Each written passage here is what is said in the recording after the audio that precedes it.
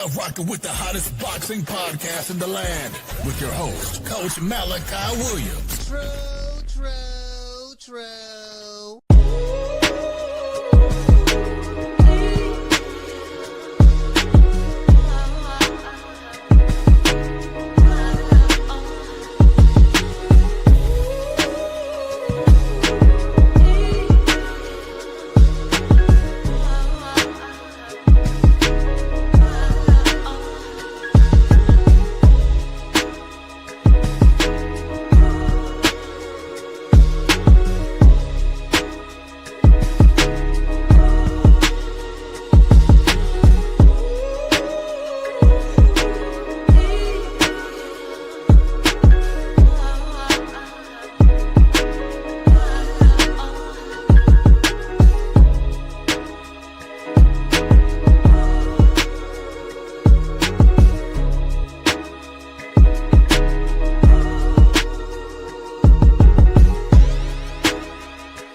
For the thousands in attendance and the millions watching around the world,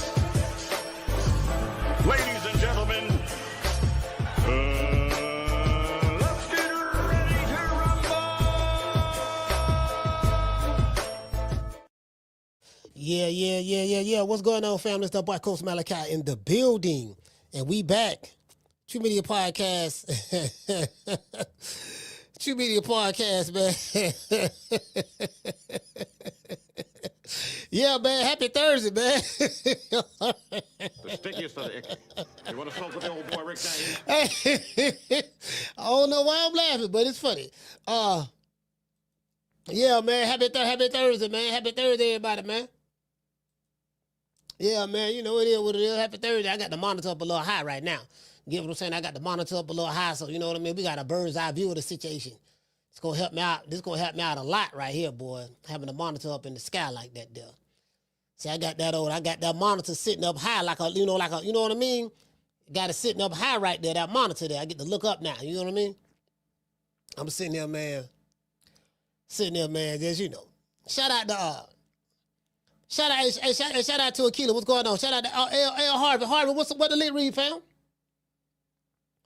I'm not as bad as I was yesterday. The day I kind of like, you know what I mean?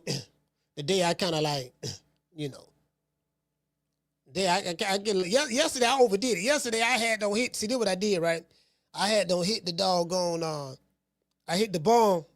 That was early in the day though. I hit the bomb like an hour prior to the show, and that was that straight indica. I hit that, right? That's cool. That was already kind of cool, though. Then, now it was like an hour and a half. And I was still, I'm not going to go into the show, but I smoked an hour and a half ago, so shit. I'm feeling real kind of good. I was feeling real good, though, right? I followed it up with a hybrid. So, I followed it up. Let me see. Yeah, I followed it up with this right here, with a hybrid called Nitro Dream. So I got a hybrid called Nitro Dream. I got it grounded up in this here. Lord have mercy. So I had done followed it up with that there. And that was a big mistake. That was a big mistake. Hey, I went back and looked at the show yesterday, man. My eyes was closed, bro. I was trying to see my eyeballs. I couldn't even see my eyeballs. It was like, yeah, my eyes was closed yesterday. And that's what it was. Yeah. That's what it was. Yeah, that's what it was. I was like, yeah, I ain't gonna do that again, boy. That right there, boy. But at least now I know I got something. I got me a little cocktail. If I really want, I slept good last night too, dog. I know after hitting that earlier that day, I slept good, but then I followed it up with the RSO.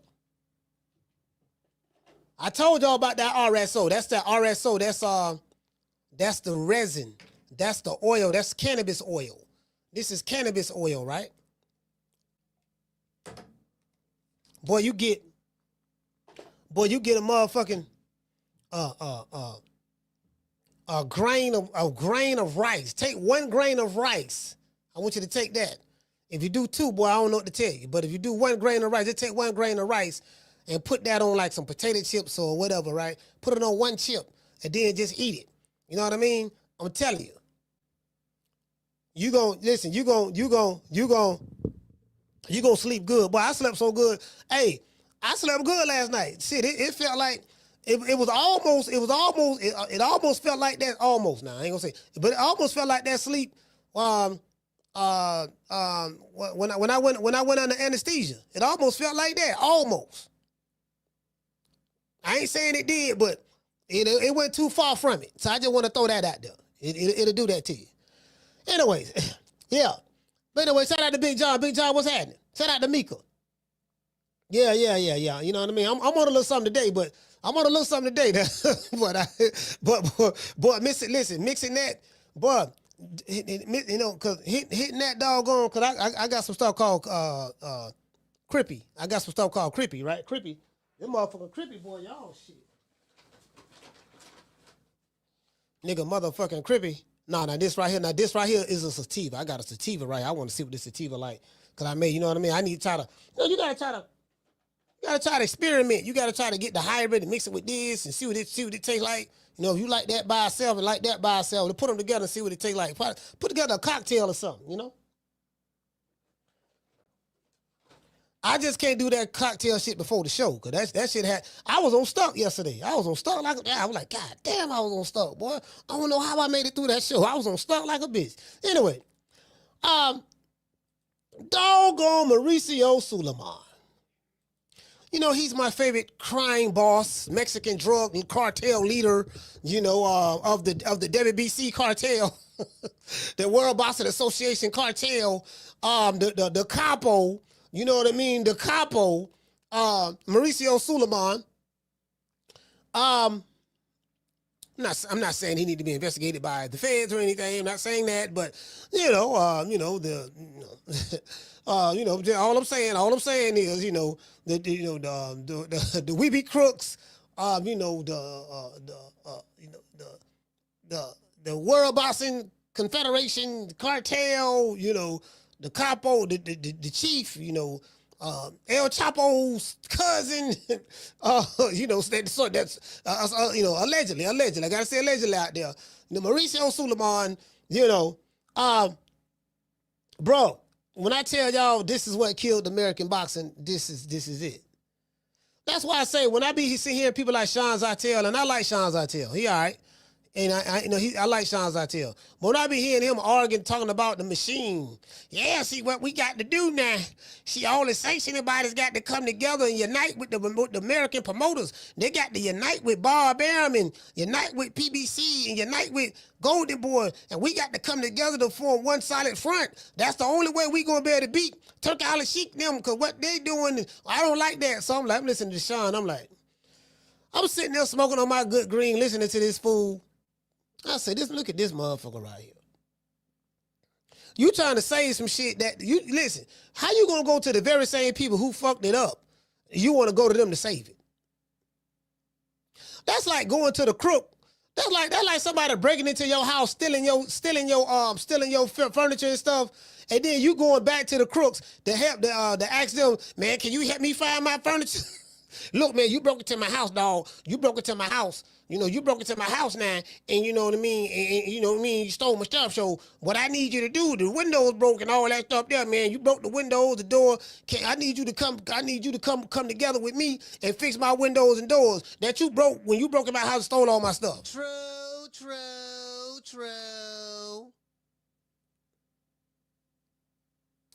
And the crazy part about it is this.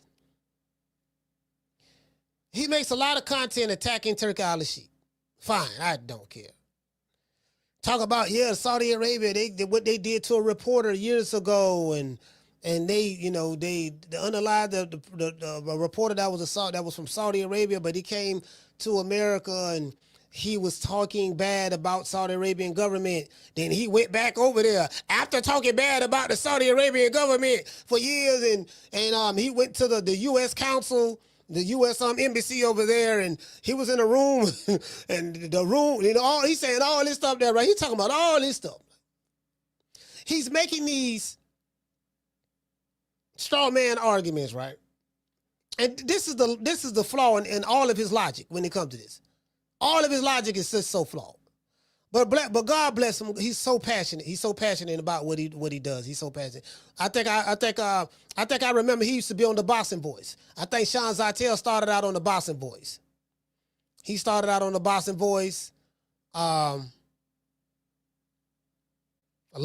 a lot of dudes. It's a lot of dudes that you know that got channels. Sean Zartel. What's my other man name? Over there, Fight Height right now. Bro, it's like quite a few dudes that got big channels started out at the Boxing Voice. A few. I can't think of all their names right now because I ain't on stock, but I'm kind of like, you know, because this is the thing, right? This is the thing about what I smoke. What I just smoked on the bong, it's called Crippy. It's an indica, right? But this shit right here, as time goes on, you get higher. You get what I'm saying? So I started out kind of like, you know what I mean? You know, doing the Harlem Shake and all that shit. That'd be cool, right? And then, but as the time go on, I can tell because I'm starting to feel it now. I'm like, oh, that's right. This shit, that creeper. I guess that's why they call it Crippy, because they creep up on you. And not creeper, but crippy. Like a crip. Yeah, but that shit a creeper. It's like as time go by, that shit go to, and see, that's what happened yesterday. I wasn't feeling good and shit and everything. I said, man, let me go ahead and just try some of this here, throw this hybrid on. I put the hybrid on, hit the hybrid on the bong, and man, I was like, God damn. But anyways, back to what I was saying. So he talks about he's appealing to the listener's emotion. And I tell people this all the time, right? I say, listen, man, when I hear people making straw man arguments about something that they're very, very passionate about, it's two things I'm listening for. Are you appealing to my intellect or are you appealing to my emotions? And appealing to your emotions is, oh, Saudi Arabia is such a bad country, and look what they did to this reporter, and he was just reporting on the news, and if Turki al-Sheikh was to come over here and he's trying to get all of the reporters to be up under one banner, and this is what's going to happen, and you know, I appeal to, you know, the boxing fan out there who there's still hope, and I'm like, you get what I'm saying? So I say, oh, he's making an emotional plea. He's making an emotional plea. Okay. See what he's doing. He's not appealing to my intellect. Because, and the reason why he's not appealing to my intellect, because he can't. I'm gonna tell you why. Like, what from an intellectual standpoint you can appeal to about the shit that's been going on in boxing, the reason why we are in the situation that we in American boxing today. There are no networks that have money invested in boxing. They have backed out of the boxing business. HBO folded in boxing. Showtime folded in boxing. ESPN folded in boxing. And then Fox, ABC, NBC, all the local channels, they ain't even think about no goddamn boxing. So you get what I'm saying? Look at the shit that's going on with the Virgil Ortiz and Jerron Boots in the situation. That's a perfect example. We had enough of that already with the Crawford, with the top ranking PBC stuff. PBC and top rank stuff. Man, you on Tan Crawford on the wrong side of the street. Tan Crawford on the wrong side of the street. Freezing niggas out, ducking, running, shucking, jiving. YouTube channels popping up over here, over there, being pro a certain fighter. You get what I'm saying? They don't want they fighter to fight no smoke. The fighter hide behind his coward ass fan base and you know, in his YouTube channel. You get what I'm saying? Like, bro, so that's what killed it. This nigga don't want to fight that nigga. You telling me he King Kong. You telling me he Godzilla. He holler about he Bam Bam Bigelow. He holler about he the big boss man. God damn it. But don't nobody want to fight nobody.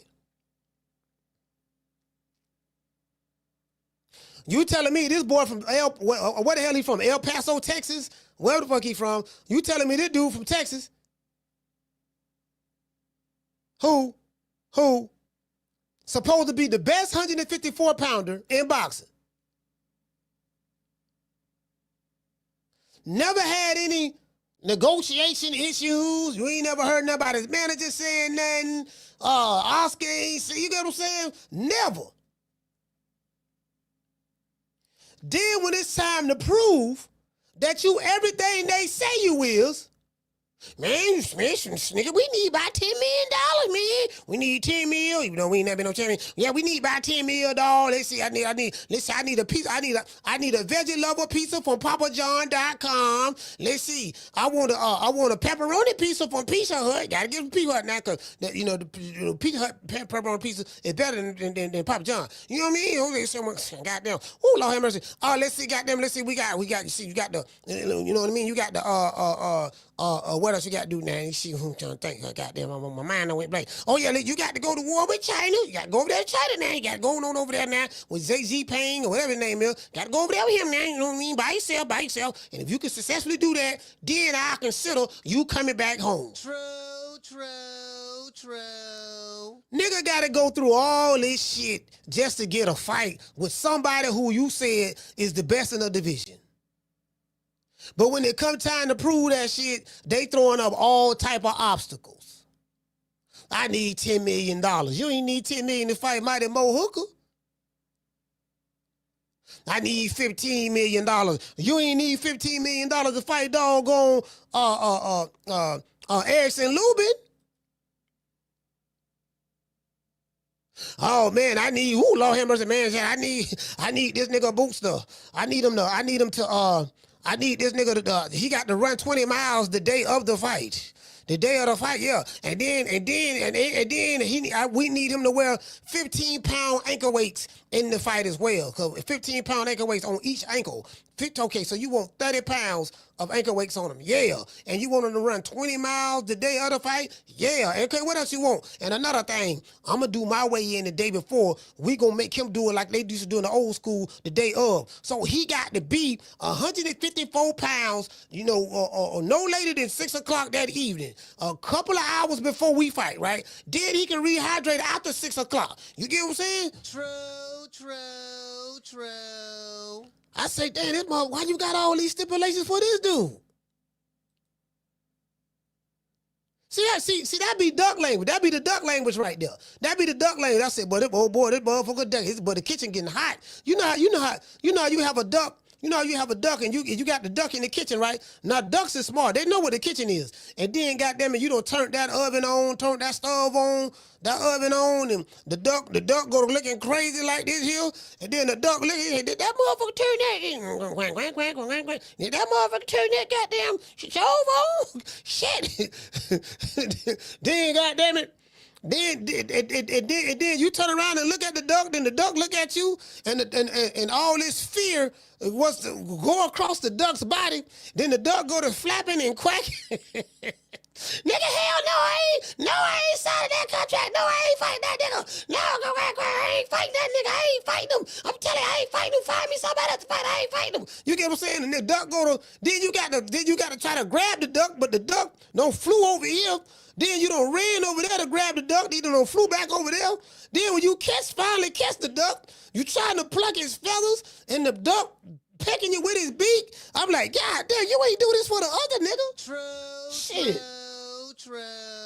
You ain't do this for Erickson Lubin.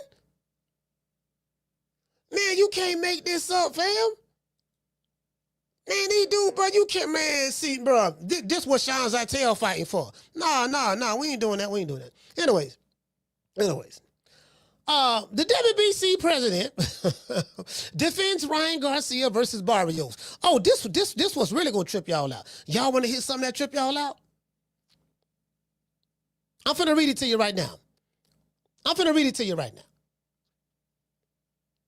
In light of the open criticism Mauricio Sulaiman has faced over the years, we've heard that Mauricio Sulaiman is a crime boss, from a Mexican crime boss. That's what we heard, allegedly.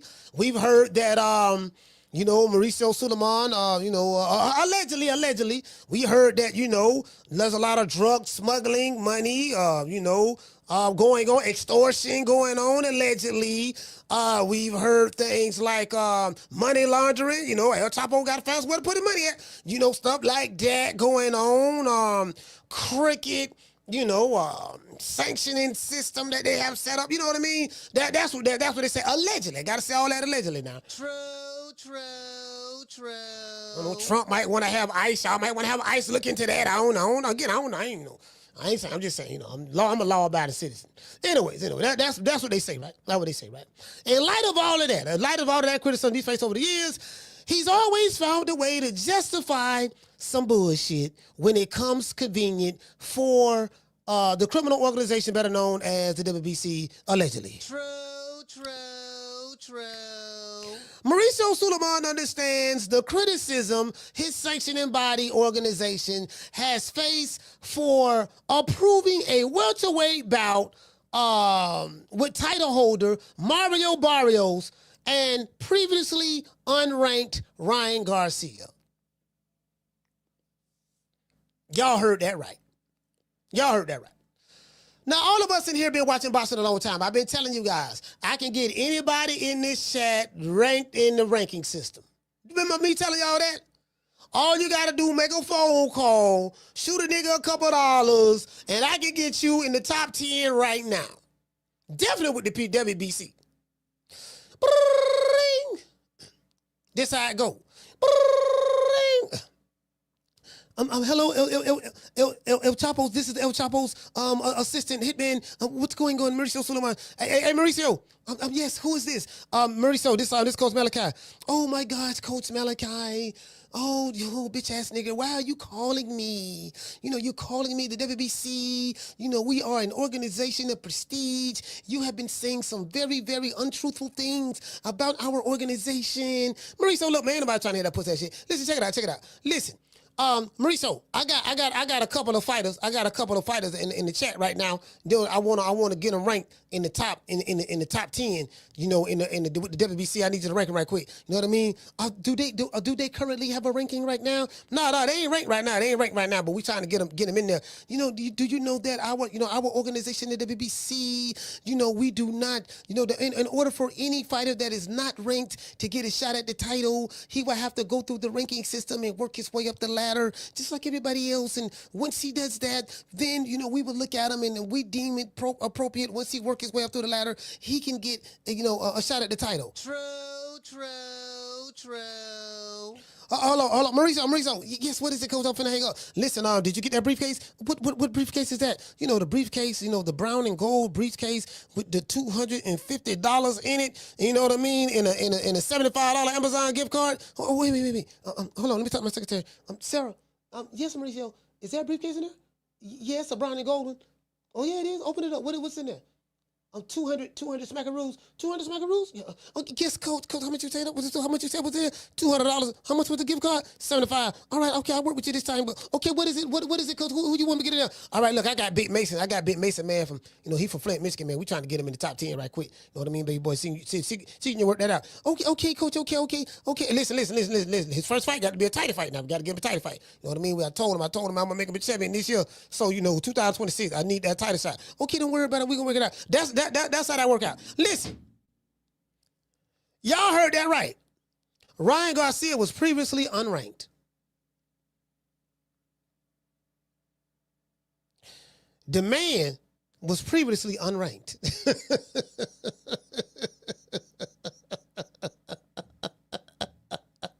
When did unranked fighters get a shot at the title?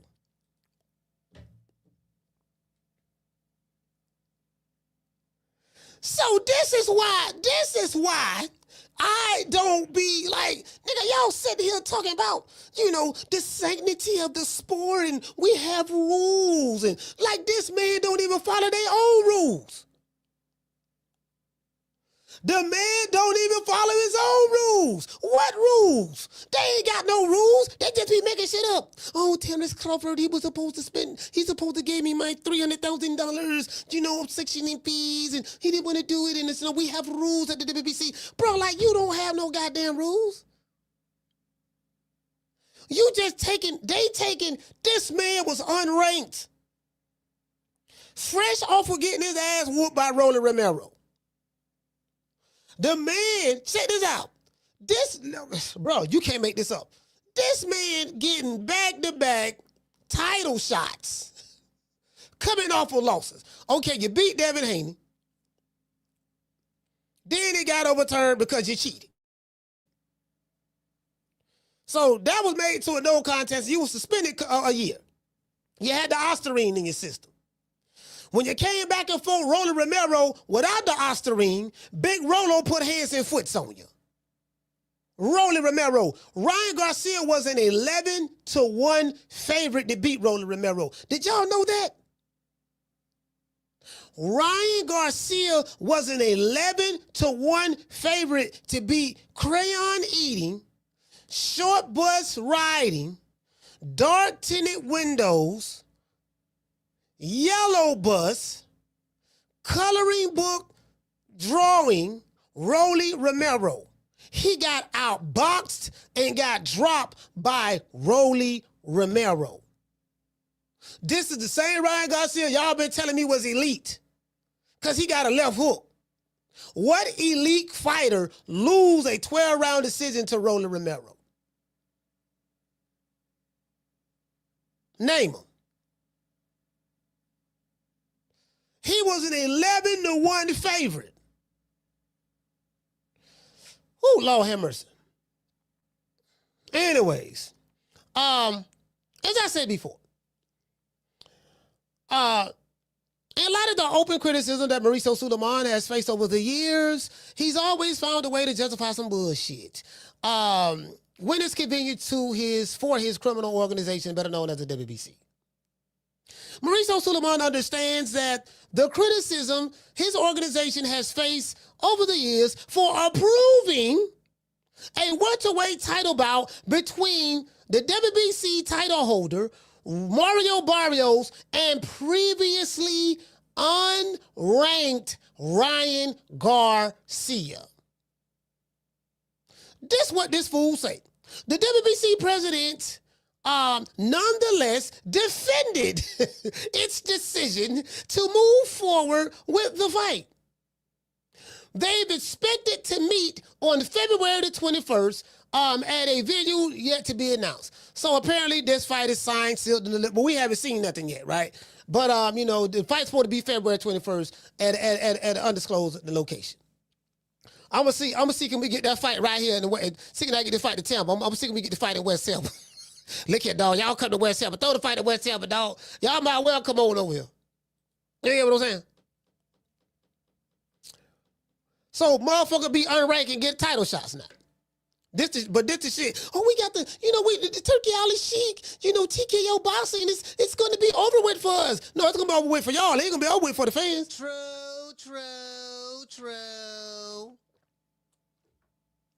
All this crying and shit. Nigga, stop crying. Stop being a little hoe. Anyways. The WBC president nonetheless defended his decision to move forward with the fight. They are expected to meet February 21st. Now, I want y'all to hear what Mauricio Sulaiman got to say. Mauricio Sulaiman says, and I quote, and I got the receipts, "I don't think that anyone even questions that he can win the fight," Sulaiman told the Ring magazine regarding Ryan Garcia. "It's a different scenario if he were a non-proven fighter." But Ryan Garcia is an elite fighter. So let's start right there. This where the bullshit come in at. This where the bullshit, I'm finna show y'all the article. The article right here. I'm gonna pull it up, I'm gonna show it to you. This where the bullshit come in at. This how he justified it. The question was that, Mauricio, how do you justify going against your rules where an unranked fighter, a fighter who is unranked, coming off a loss, gets a shot at the title? In what universe? Tell me, y'all name me one section of the body, WBA, IBF, WBO, WBC. Tell me, do any of these organizations have a rule where you can be unranked and get a shot at the title?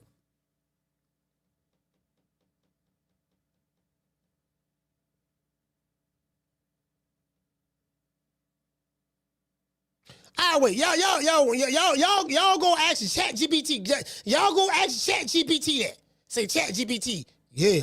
Can I get a shot at the title even though I ain't right? No. True. Anyways, but that's neither here nor there. That's neither here nor there. I do admire Mauricio Sulaiman's transparency. I got to give him credit for that. Right now, again, I'm not crying about it.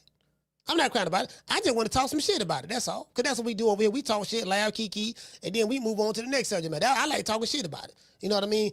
I think Mauricio Sulaiman got some fans on X. He got a couple of fans on X. Motherfuckers fans of a sanctioning body on the president.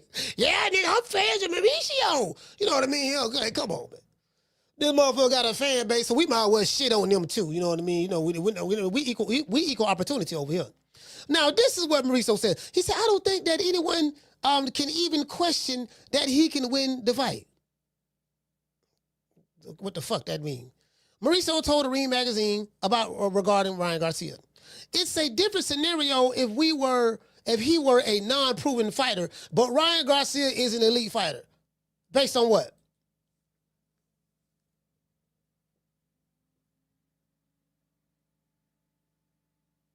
The man say Ryan Garcia is an elite fighter. I would challenge anyone in the chat.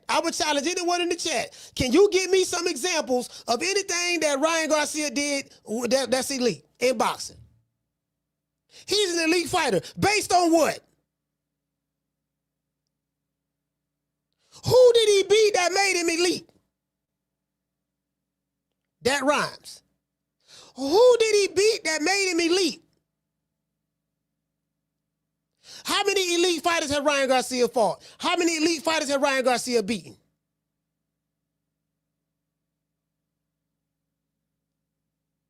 I'm just asking a question. The one elite fighter he beat, he cheated him. He got popped for PEDs and got suspended for an entire year because he pleaded guilty. He pleaded guilty to the New York State Athletic Commission. He pleaded guilty to what he was charged with. And he pleaded guilty to receive a lesser sentence when it comes to being suspended. So you can't count that. Then you came back and you fought a crayon eater, a Fugatti driver. You was an 11-1 favorite to beat this guy. And the guy pretty much did what he wanted to do with you for 12 rounds. He played with you, twirled you around, tickled you, dropped you, pick you back up, and shared a crayon with you. True.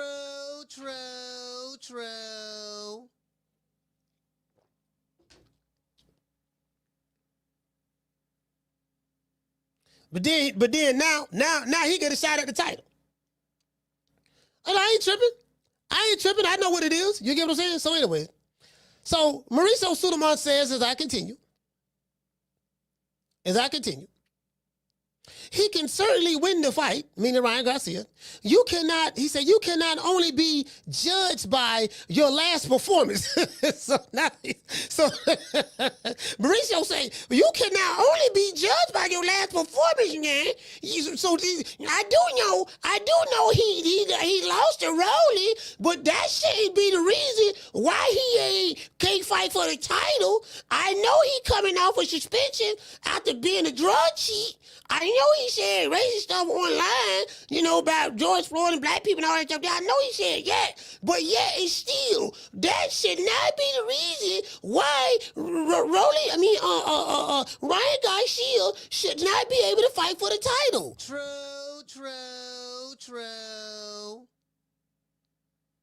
Shit, nigga, David Benavidez was sitting in the WBC for 25 years to get a shot at Canelo.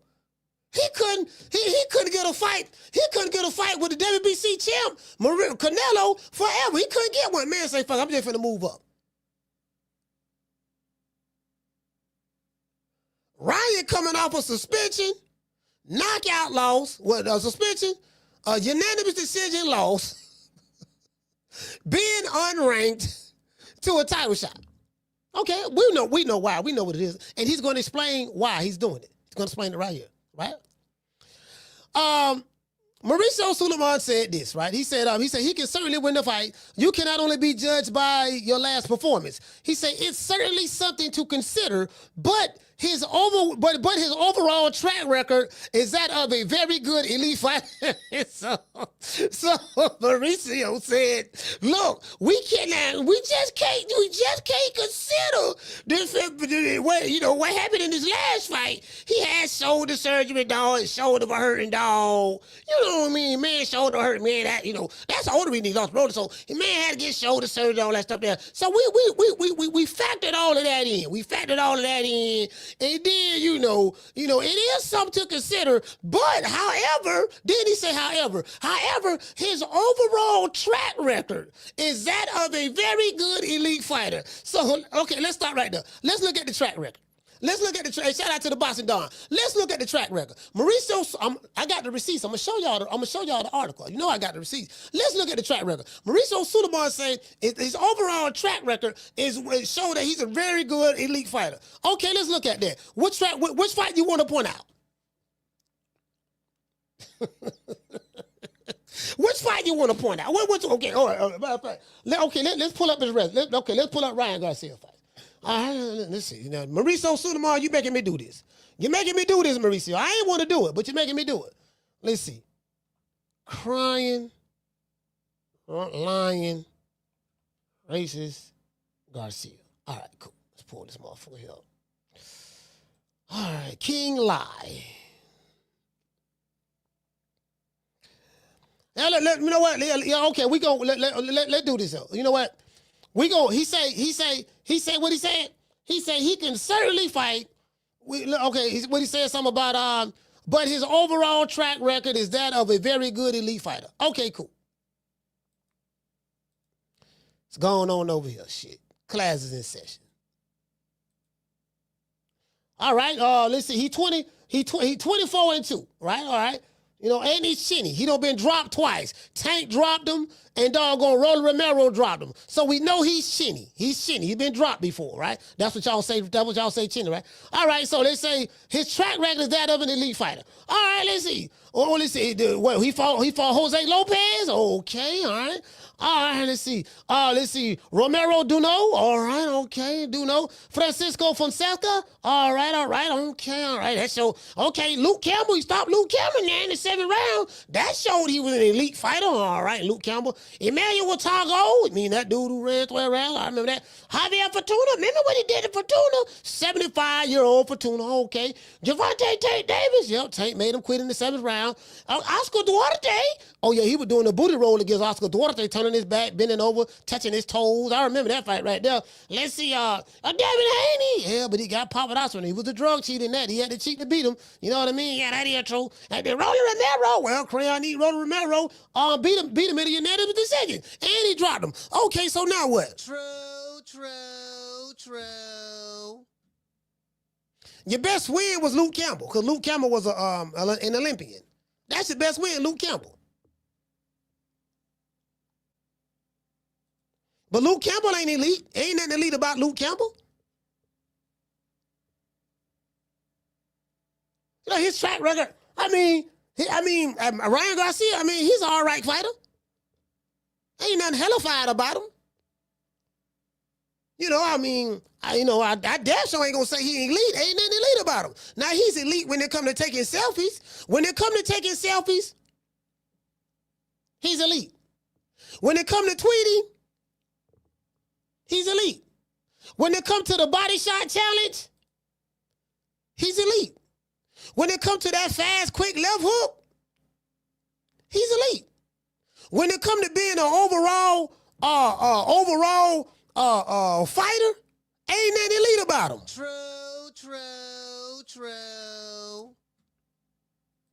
See, they be giving niggas, they be making motherfuckers elite too much, dog. Like the criteria is so low in today's time. All you got to do is have a social media following, you elite. So we know what it's about. How many social media followers you got? You know what? We need to find some way to get Ryan Garcia that belt. So, bro, Mario Barrios in trouble. They giving Ryan Garcia another layup. Rolly Romero was the layup. He would have been the WBA champion right now if Ryan Garcia could have won that fight. He would have been WBA champion right now. Rolly Romero was the roll up, but was a layup. But Rolly didn't go along with the plan. Rolly didn't go along with the plan. I was like, man, fuck that shit, man. Lynn told me and Bill. Lynn told me and Bill, man. I'm telling you, man, I was talking to Lynn and me, and they wanted me to take a dive. And I said, no, I'm gonna beat Ryan. And Rolly beat him. True. Yeah. And Rolly beat him. Rolly beat him. They mad at the motherfucker Rolly. They mad at the motherfucker Rolly Romero. They mad at the motherfucker Rolly Romero won that fight. Shit, go to boy mad at me. I'll take all the shit was mad.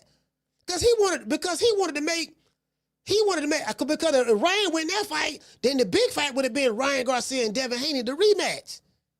That was the fight. Without them PEDs, listen, without that Osterin, Ryan Garcia can't do nothing.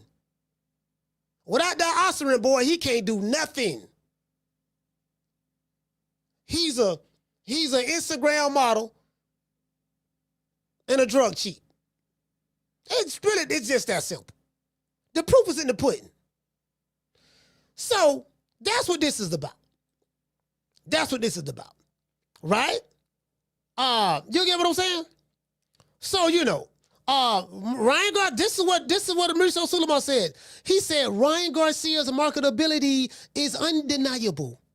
It's an important component to promoting his bout with Mario Barrios as a pay-per-view main event. There we go. That's the answer.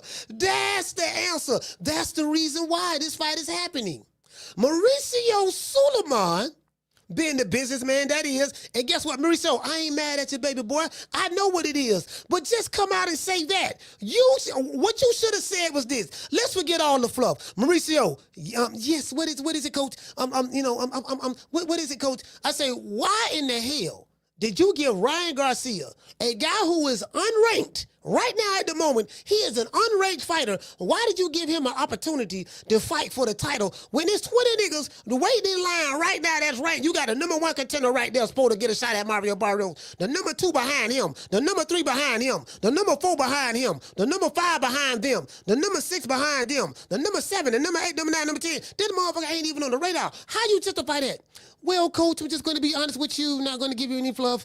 Ryan Garcia's marketability is undeniable, and it's a very important component, to promoting, this bout with Mario Barrios. So in order to make it make sense, it's because those other guys that's ranked with the WBC, they trash. Don't nobody know who they is. They don't have a name. They don't have a brand. They can't draw flies to shit. So it's just so dumb in order to put them up there, even though they work so hard to get a shot at the title, when I can just take Ryan Garcia, he has 12 million Instagram followers. He has another 10 million on TikTok. He has another million on X. He has some more hundreds of thousands on YouTube. So it just makes sense for us to put him up there. True. You know what I would have said? I would say, you know what, Mauricio? I ain't got nothing to say about that, dog. You got it, dog. I respect your honesty. I would have just walked off. But all this other stuff about he's an elite fighter and all that man ain't elite at all.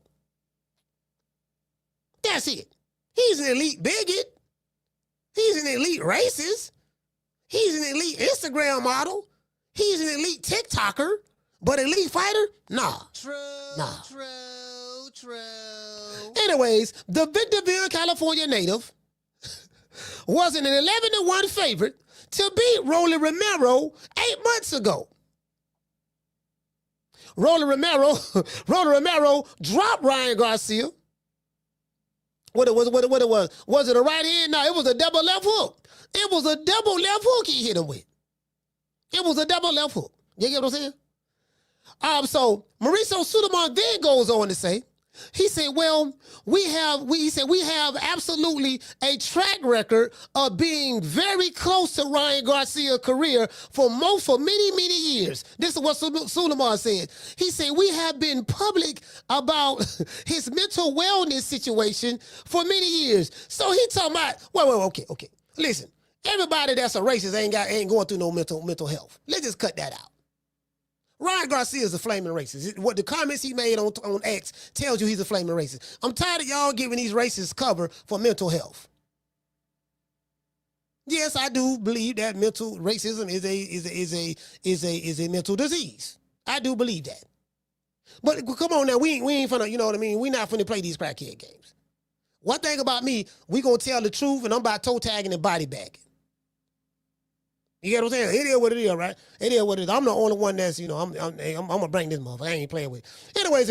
Right, you know, so he trying to find sympathy. Now he's trying to pull on my emotional heartstrings. Cause who gonna, you know, you say mental health, you know, so you know, who gonna come out and speak against that? But me, I'm gonna come out and call it the way it is. No, you ain't finna hide behind that. You trying to hide behind the cloak of mental health. You don't get a chance to hide. You don't get a chance to cover Ryan with the cloak of that. No, sir. No. You don't get a chance to cover Ryan's transgressions with the cloak of mental health. No, you ain't gonna do that. No. Not with me. You could do it with some other niggas, but you ain't gonna do it with me. No. I'm going to say the quiet part out loud. That's what I'm going to say. I'm going to say the quiet part out loud. You dig? That's what makes me so unique on this boxing stuff. We talk truth to power. We talk truth to the popular crowd. We don't care how many followers you got or how popular you are. We going to talk truth to that shit. We don't care who the powers that be may be, and everybody trying to get good favor with this one and to get favor with that one. Fuck your favor. We popping over here. We popping on TMP. We don't care nothing about your favor, homie. We good. True. We good. Anyways. All right, okay, all right. Before the fight with Haney, he said we were very open and very concerned about what was happening after the press conference, which I attended. And we did everything possible to address that matter before the fight. And the fight, he said, and after the fight, the PED violation became public. This is what Mauricio Sulaiman is saying. Especially given his behavior and well-known outbursts, the WBC decided to expel Ryan Garcia for a year. We expelled him. But we've always kept close to him. This is Mauricio Sulaiman. We continue to offer help and support and kept the door open for him to get better, which he did. Okay, so he got better for being a racist? He got better for being a bigot? So what did he do? What happened? Okay, all right, because that's the question I got. See, I can't be the reporter. So he got better. Yeah, so he got better for being, okay, so did he took back all the stuff he said about George Floyd? Whether you agree with George Floyd or not is irrelevant. He took back all that stuff there? Oh, okay, so so he better now, huh? Oh, so he's a reform racist? Because see, that's how I'm coming. This how Coach Malachi coming. You dig? Like, I'm not here to play these crackhead games today. We ain't got no friends. We all we got. True. It's TMP. We all we got. It's TMP, baby. We all we got, fam. Somebody got to do it. Somebody got to be the one to stand up in the paint. You get what I'm saying? I'll be the bad guy. I ain't got no problem with it. I'll be the bad guy. I've been the bad guy for 5 years since I've been on the shit. Ain't no need to stop it being the bad guy now. We speak truth to power here. We not scared of the powers that be. Y'all don't scare us. Y'all ain't nobody. Y'all was running things years ago. Them days over with. Going the boy is over. PBC is over. Top rank is over. I mean, y'all still got businesses. Y'all still making your money doing your thing. But I'm talking about your influence in boxing, influence on the, it's over with. It's over with. It's over with. It's a wrap. It's a new day. It's a new day. It's a new day today. Y'all had a good run though. Y'all had a good run. One thing I will say, y'all had a good run. I swear y'all had a good run, boy. Y'all were balling back then, dog. Y'all were doing y'all thing back then, dog. Y'all remember y'all were bobbing and weaving and, you know what I mean? Y'all were diddy bopping and doing your thing and shang-a-langing and doing the wop. Y'all were doing your thing back in the day. Y'all didn't see this day coming though, huh? I know. I get it. Yeah, I get it. Anyways. Yeah, it's over. All right. He said he got better. He said, and we believe it. We believe in opportunities. You believe in opportunities, huh? We all deserve a second opportunity in life. He said we all deserve an opportunity to redeem ourselves, to take the proper course of life. So he said we believe in our second chances. Okay? All right, let's stop right there.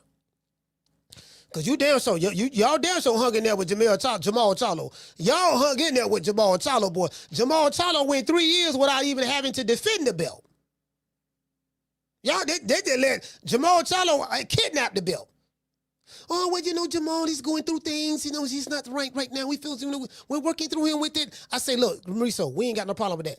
We know Jamal going through issues. Okay, cool. Since he can't defend the title, why don't you take the belt from him, make him a champion in recess, let somebody else fight for the belt, and then whenever Jamal Charlo get his shit together, because when he come back, if he want to fight for it, he can fight for it. Why not do that? Why are you allowing him to hold the belt hostage? Why are we negotiating? You get what I'm saying?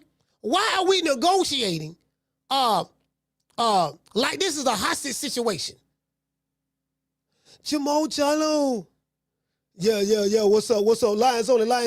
Listen. This is the president of the WBC. Right now, we want to negotiate the surrender of the WBC belt. Well, Mauricio, man, shit ain't right now, man. They ain't fucked up for me right now. I know.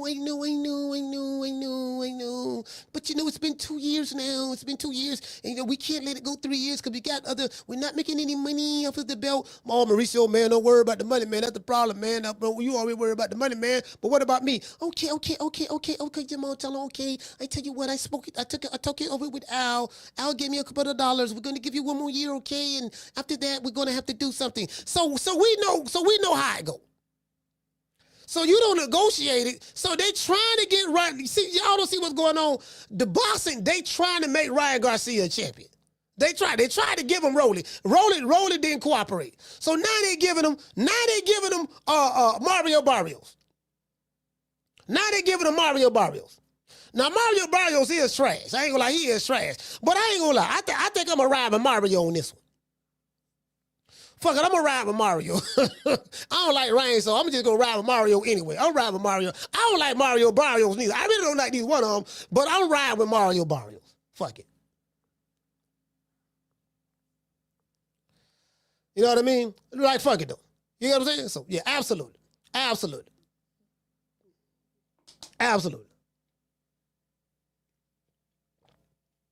Two Mexican Americans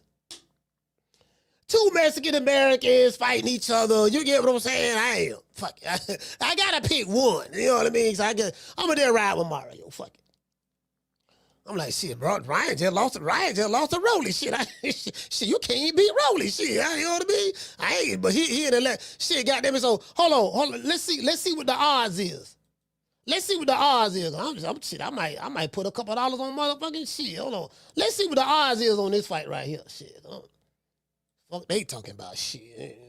You know what I'm saying? The fight ain't been announced yet, but let's see. Barrios versus Garcia. Odds. Look that up, shit. Ryan Garcia is favorite. He's a minus 176 favorite, while Mario Barrios is a plus 138. Anything plus for Mario Barrios, I'm putting money on it. True. Anything plus. Anything anything plus. Nigga, anything plus going on Mario. Shit, nigga, I ain't betting on no nigga. You lost, you got outboxed by Rolly. And then, hold on, wait. Is there gonna be drug testing? That's another thing. Cause if it ain't gonna be no drug testing now, that's the question right there too, dog. Is there gonna be drug testing? Cause if it ain't no drug testing, then they gonna let Ryan Garcia just take that Ostarine again. That's what they gonna do. Even though he ain't look good when he took it when he fought Devin Haney, he ain't look good at all, to be honest with you. He just, the only time he looked good was when he dropped Devin, to be fair, but because he was doing the booty roll and all that in that fight too.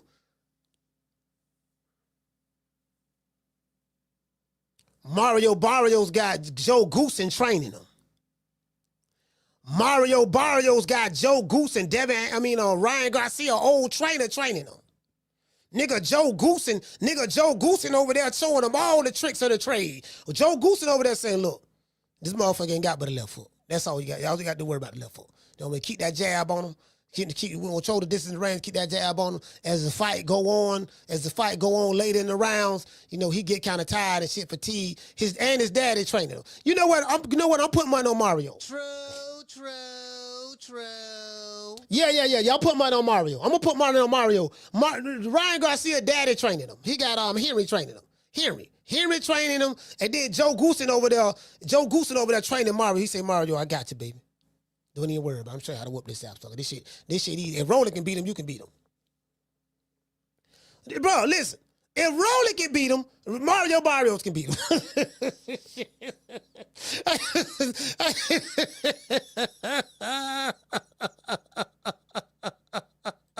Hey, hold on. If Rolly can beat him, Mario Barrios can't beat him? Shit, nigga, yeah, man. I don't know, bro. Yeah, you get what I'm saying? Yeah. Sorry, he believe in opportunity. So that's pretty much what this was. This is pretty much, you know what, man, I just he's saying that, Ryan Garcia deserve another chance and he's proud to allow him to fight for the WBC title. Of course, because you want the sanctioning fee.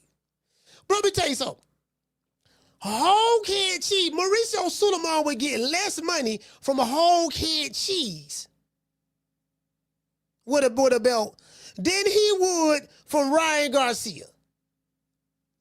Ryan Garcia, he's gonna make some good money in this fight right here, and they're gonna fight. I don't think Turk Al-Sheikh got nothing to do with this fight. Yeah, Turk Al-Sheikh not involved in this fight.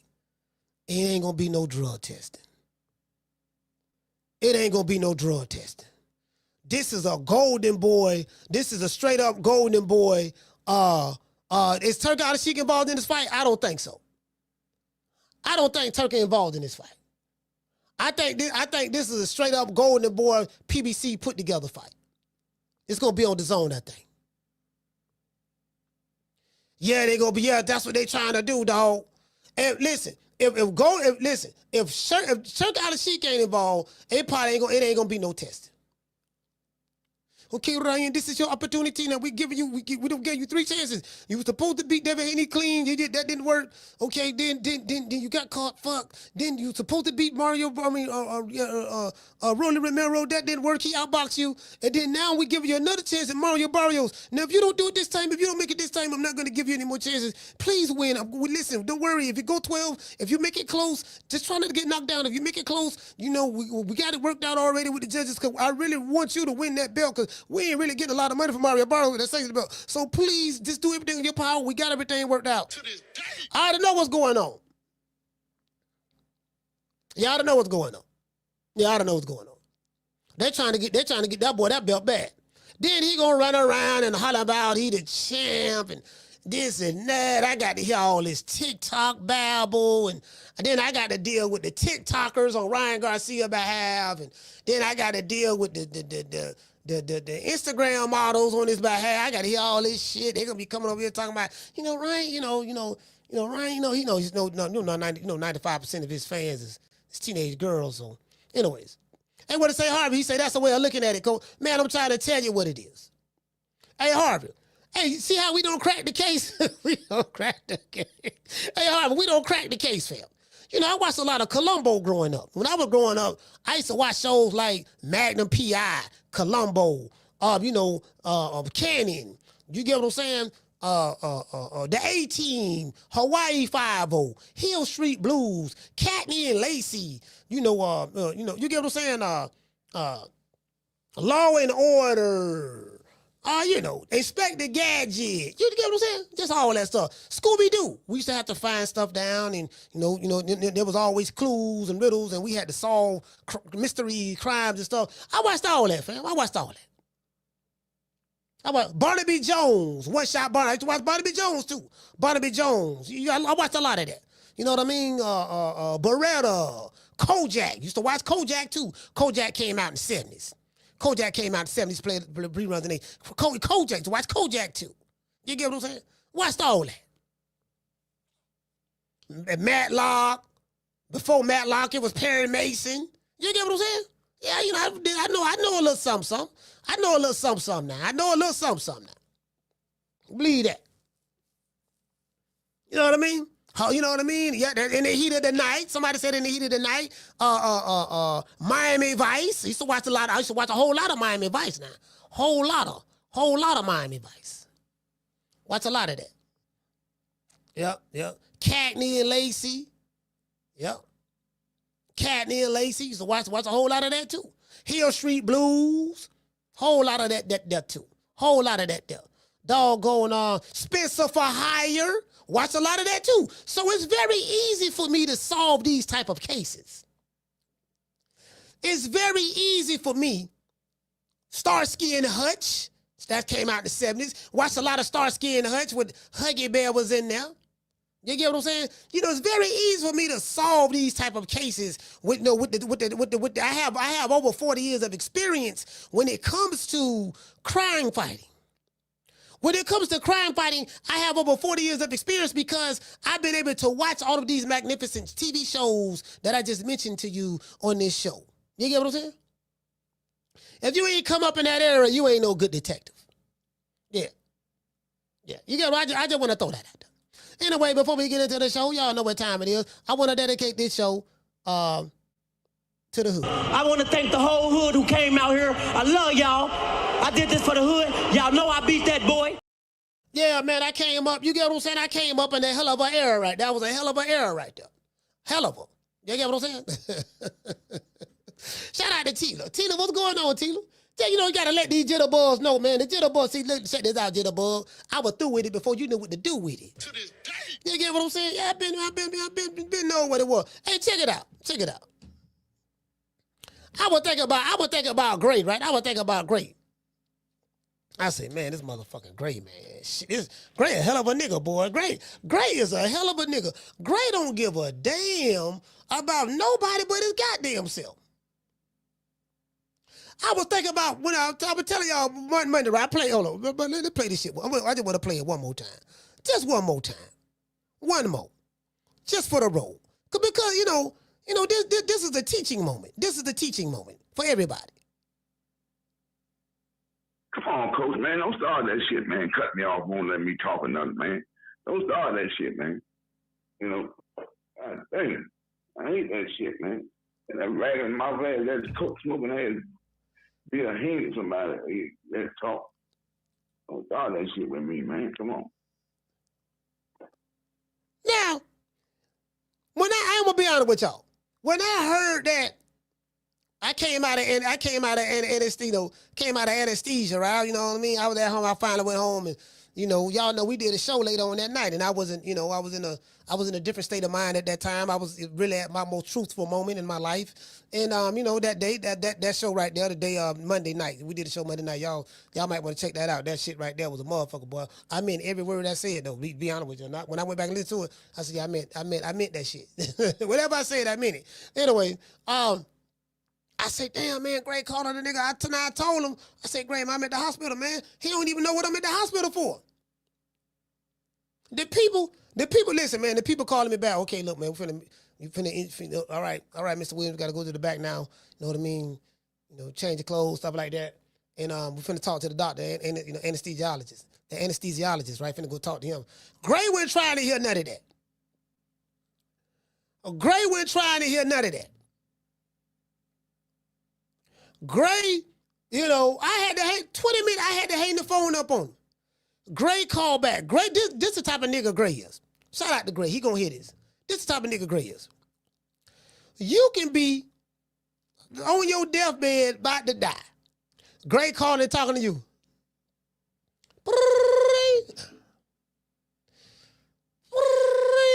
Doctor say I ain't got but 10 minutes to live. Let me go ahead and answer this man before I go. Let this be my last person I talk to. Hello? Hey, what's going on? Hey, what's going on, Gray? Hey, coach, you all right? No, man, I'm on my deathbed, man. Doctor said I got 10 minutes to live. The doctor said you got 10 minutes to live? You in the hospital? Yeah, I'm in the hospital. Oh, man, that motherfucker, man. You know what, man? The motherfucker told me that same shit, coach. I remember back in 1979, I had them got shot and shit. Motherfucker told me that I had 10 minutes to live. And nigga, 2026, I'm still here. You know what I mean, coach? So you probably ain't got to worry about that. All right, man, great, man. I got to go, man. I got 9 minutes to live, man. I'm going to call my kids and stuff and just talk to them before they go. Yeah, man, you know, you got kids. Yeah, don't even worry about the kids. Yeah, I go back without saying, though, that motherfucking Bill Haney, you know, nigga fuck Bill Haney. Nigga asking me about what I had going on and what I was doing. You know, nigga at 26 years old, nigga, I had 2 houses, nigga, and 2 Cadillacs, and I was rich. I've been a millionaire twice. Nigga, what you were doing in 79 and all that stuff there, you know what I mean? Hey, great. Yeah, what's up, coach? Great, I got 5 minutes left to live, man. Let me call my wife and shit, man. You know, call everybody, man. Call the kids. You know, call my auntie. Call everybody, man. And call my children. Call my grandkids. Just call everybody, man. Call my boss and let everybody know. Yeah, anyway, back to what I'm saying, coach. Yeah, another motherfucking thing too, right? Yeah, and the nigga Bill Haney think he slick. Talk about some motherfucking Debo Dale. The nigga name ain't no Debo Dale. Can't about no goddamn Debo Dale. Nigga, fuck Debo Dale. Hey, great. Yeah, what's up, coach? Man, I got a minute and a half to live, man. Man, let me call my people, man, before I go. Man, look here, man. A nigga don't died on the phone. Nigga don't died on the phone, right? I'm at the funeral. I'm in the coffin. I'm at the funeral. Gray show up at the funeral. Anybody got some parting words to say before we bury Mr. Williams? Yeah. Yes, sir. What's your name? My name is DC Gray. I got something to say. DC Gray got something to say. Please come up here, sir, to the podium. All right. Hey, everybody. How y'all doing? My name is DC Gray. I'm from DC. Now, I was talking to Coach right up to the point the way he died. And you know what? I don't like that shit. The motherfucker died. I was talking to him about Bill Haney. And the motherfucking Bill Haney went to talk about that Debo Dale shit. And I had to put all my hopes and faith in Brian Norman. And Brian Norman let this motherfucker knock him down and all that shit there. Then this motherfucker go hang the phone up on me, cut me off, and die. If he was talking to motherfucking Bill Haney, goddamn it, he'll still be alive right now. But then when he want to talk to me, he want to die and shit. Knowing God hate that shit, man. That's the 3rd time my friend died on me. I was trying to talk to the coach, and this nigga gonna die on me. Like, he the type of nigga that do that. True. Yeah. Come to your funeral complaining. Come to the funeral complaining, dog. You get what I'm saying? It is what it is, man. Shout out to the Face Box. Hey. Yeah. Oh, that look good.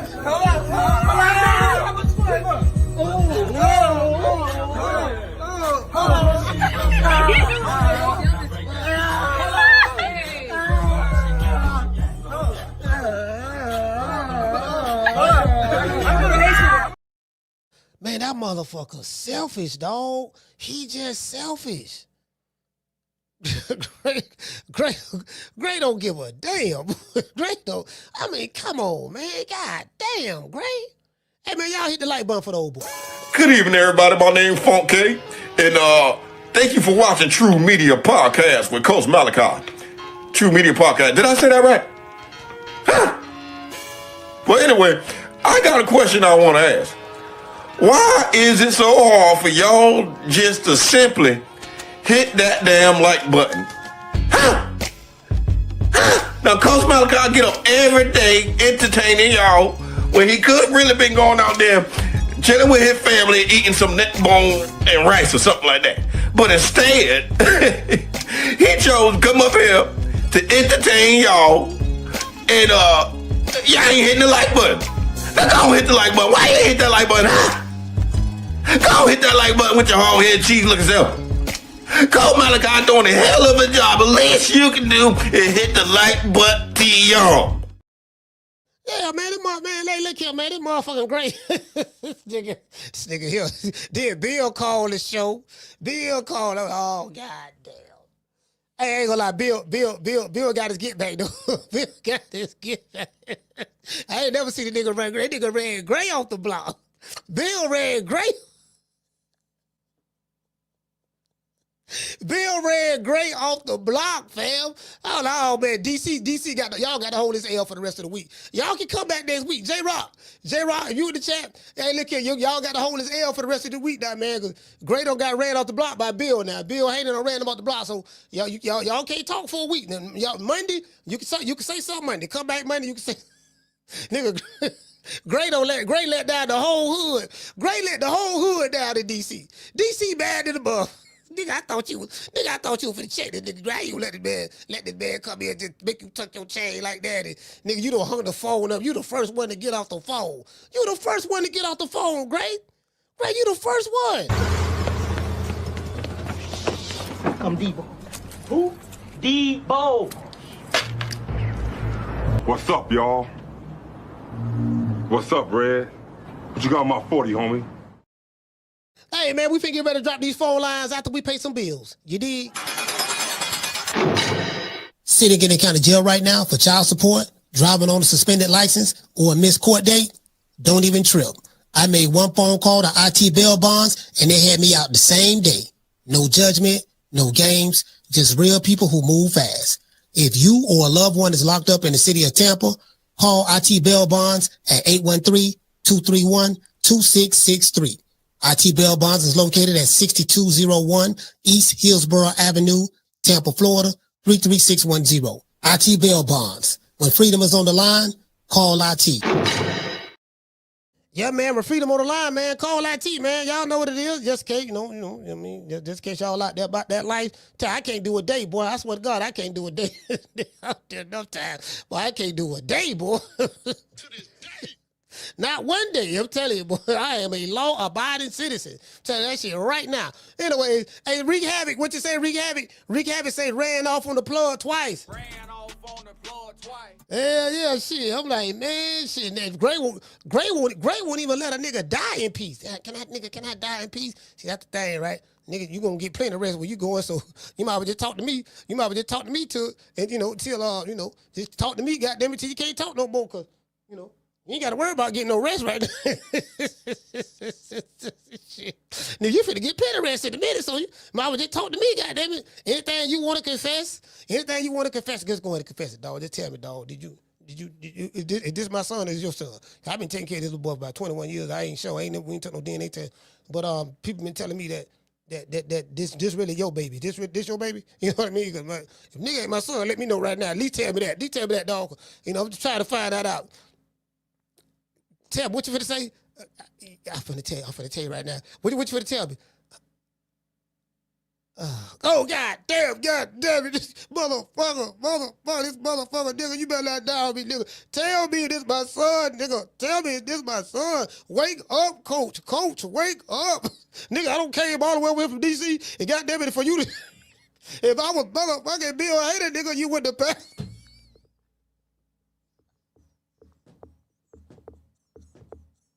Hey, Schoolo.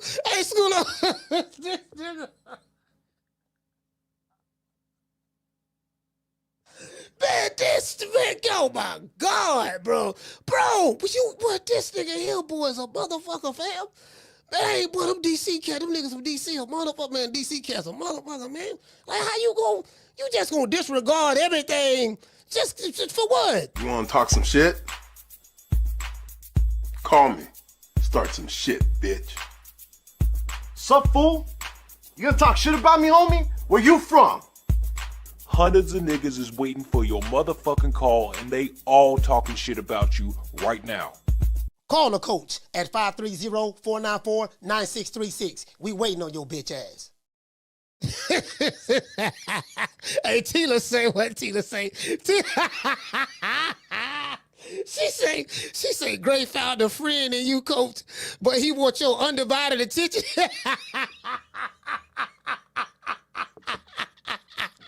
He said, true. It was about undivided attention, nigga. Hey, that's hard for me to do with this ADD. Shit, I feel.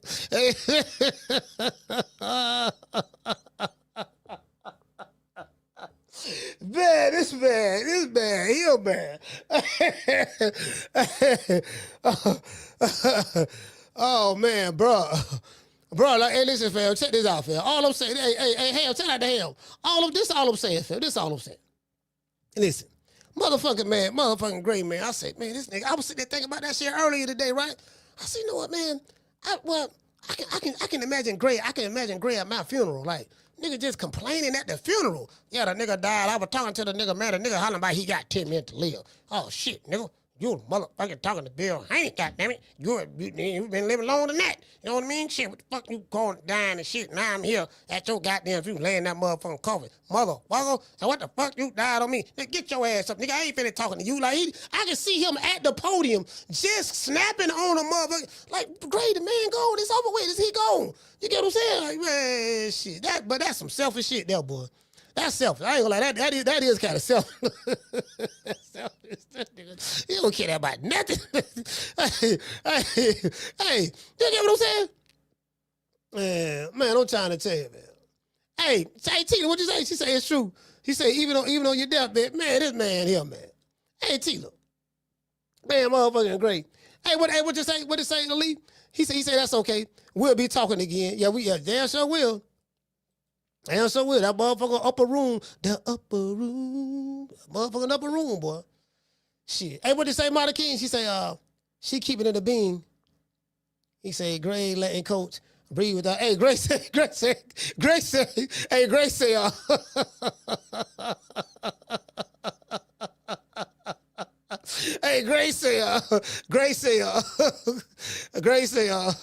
damn, hold on, what he say? Hold on, what he said? Grace said, Grace say, I say, great, man, you call, great be half here and shit. I said, great, man, you don't call here, man. I don't appreciate you motherfucking calling, leaving messages on my answer machine, talking about, goddamn it, you going off on me, goddamn it, for hanging the phone up on you and cut all that stuff there. Nigga, I told you I was in the hospital, man. I don't appreciate that shit, man. Nigga, I was in the hospital, man. Goddamn, what? Man, ain't nobody, man, what you talking about, man? Man, ain't nobody, man, call you, saying nothing, man. What the hell you talking about? I ain't saying nothing. I'm like, bro, the man, we here on the air. Gray don't understand, Gray. Ain't nobody talking behind your back. Great, that ain't what I said. I said you called my phone leaving a message. He don't forgot he left a message.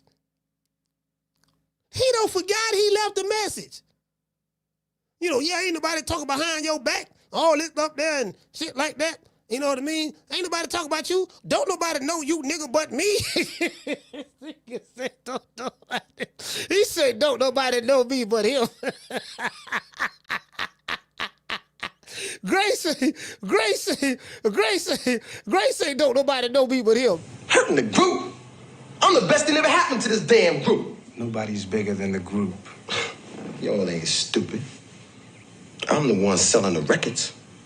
They coming to see me. They coming to see the Temptations. Ain't nobody coming to see you, Otis. Great, like, nigga, ain't nobody coming. Nigga, ain't nobody coming to motherfucking see you, nigga. Nigga, I'm here now. Nigga, one of the baddest motherfuckers of all time. Nigga, he on some Rick James shit. I'm one of the baddest motherfuckers of all time. Goddamn great, boy. Gray gonna be great, boy. Boy. I'm one of the baddest motherfuckers of all time. Goddamn great, boy. They said they never gave you niggas money. Never gave you niggas money. There's levels to this. There's levels. Levels? But you could call me the can man, because anybody can get it. Africans, Americans, Dominicans, Mexicans, anybody can get it. Man, hey, look here. I'm sorry. Hey, I'm sitting back looking like, okay, God, what the fuck going on? Oh, what the hell, what is all?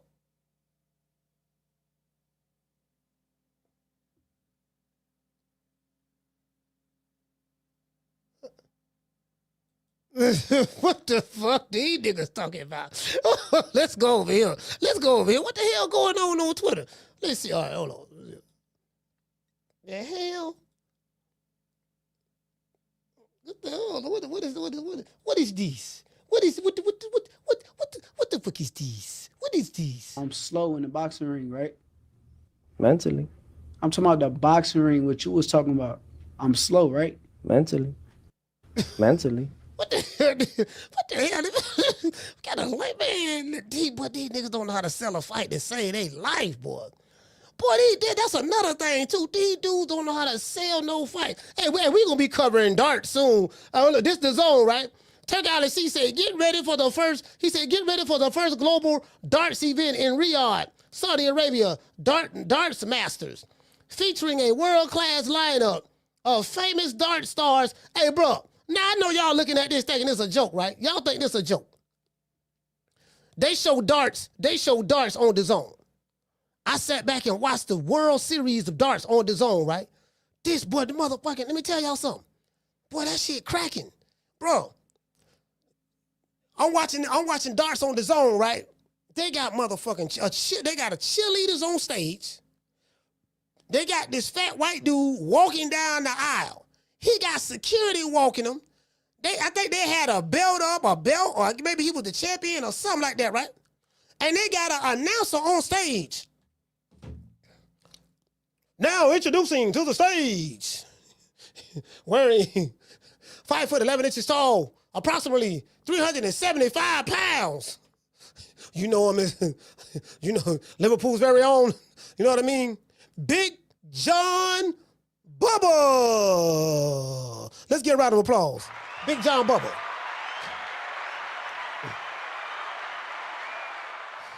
And they walking him. I said, and guess what? This bitch packed.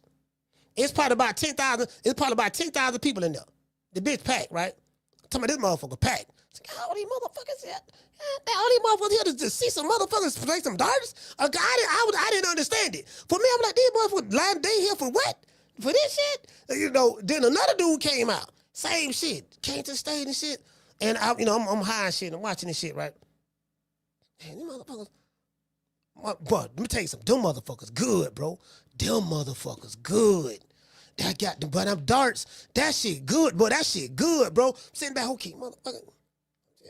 Throw this shit right in the crack of your ass. Nigga, keep talking that motherfucking bullshit. Nigga, yeah. God damn. You know what I mean? All right, come on. Give me another. I messed up on that one. You know what I mean? Bro, and they were playing for a lot of money. Bro, the money, bro, they playing for like six figures. They have endorsements. They have endorsements and everything. Yeah. Bro, they have endorsements and everything, bro. Facts.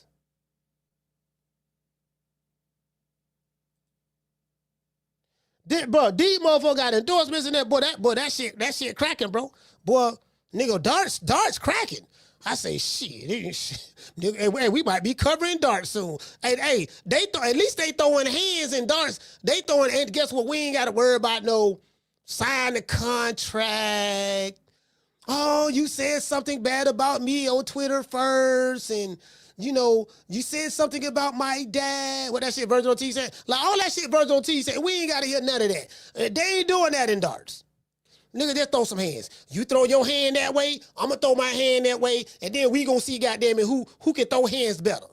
See, at least they throwing hands in darts, but they throwing it like this here. Dart boy right there, you get what I'm saying? Yeah. Hey, that dart, them darts fire, bro. Them darts, I ain't gonna lie, that shit kind of, you get what I'm saying? Shit, we finna be covering that shit soon. Where this shit go? This shit ain't looking good, boy. Shaking like booty meat over here, boy. Hey, shout out to Bruce. Hey, Bruce Gas. Check this out, Bruce. I'm glad you over here. I'm glad you over here, Bruce.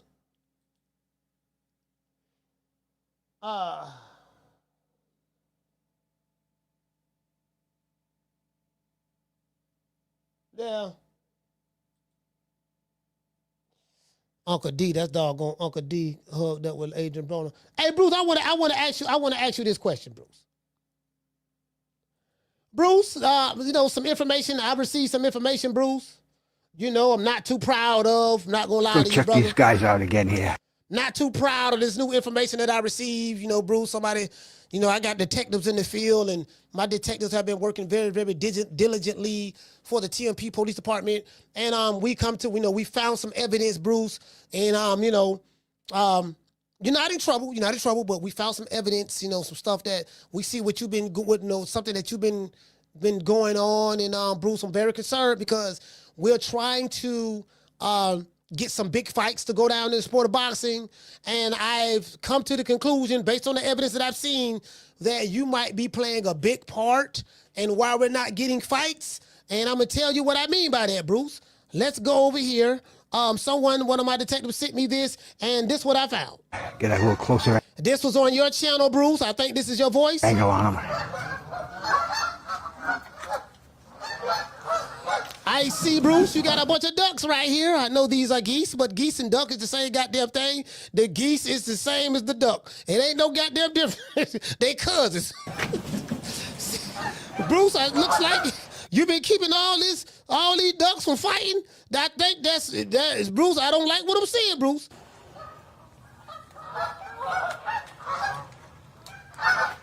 The geese is a part of the duck family. The geese is a part of the duck family.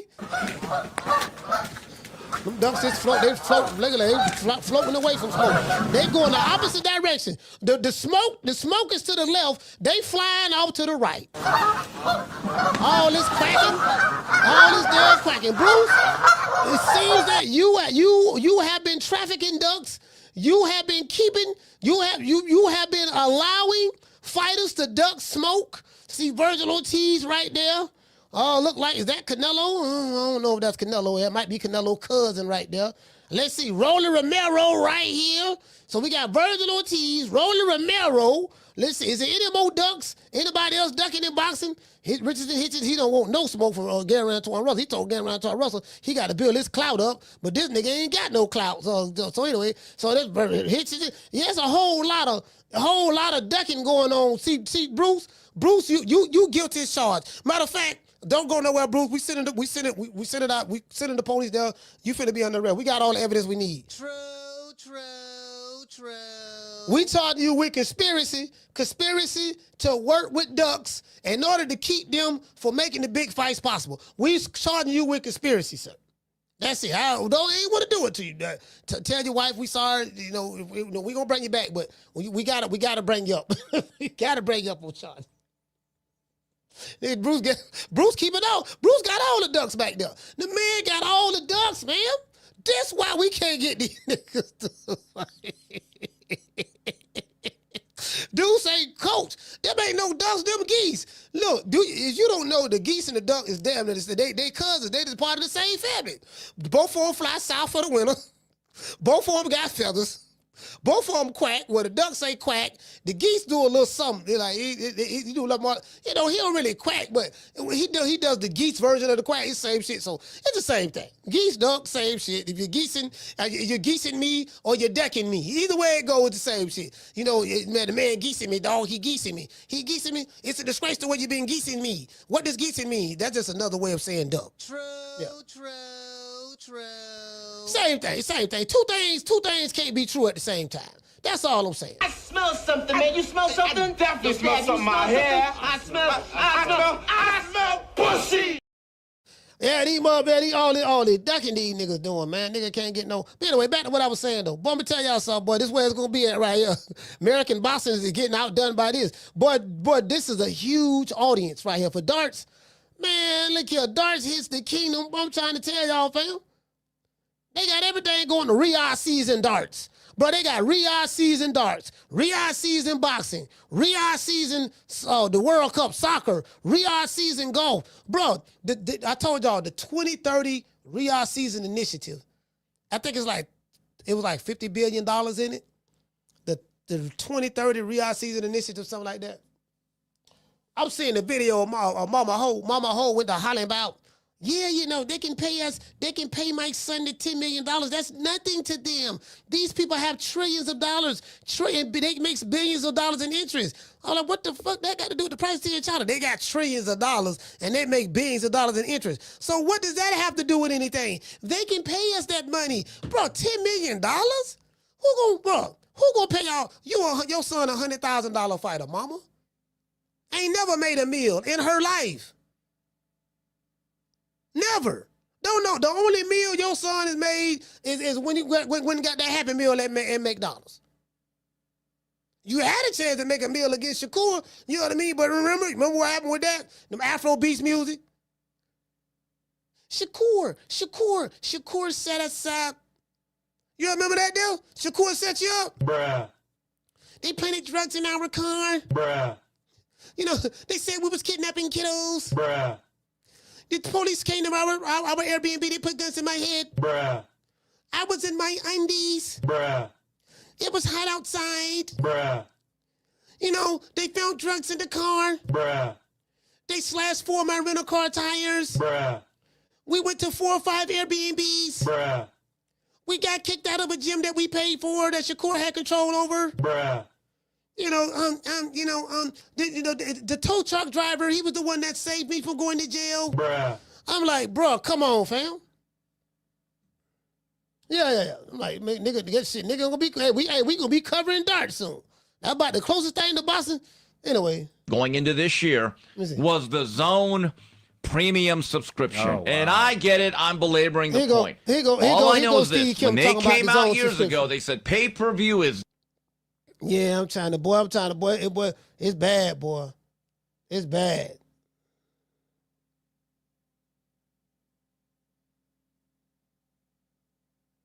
Hold on, y'all look at this shit. Hold on, I just saw this. Hey, hold on.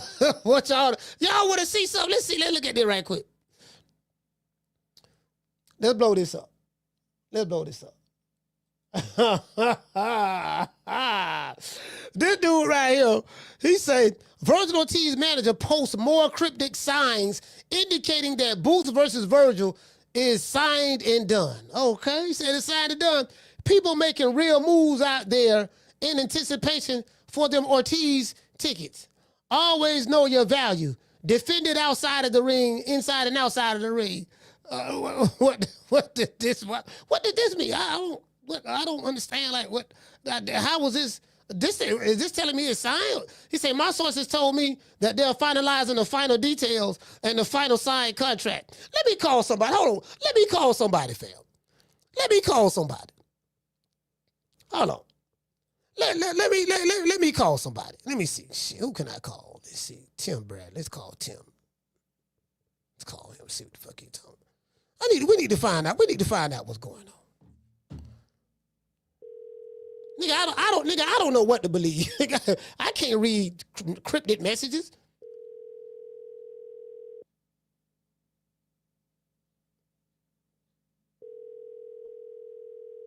Tell my son it's a done deal. That don't tell me it's done.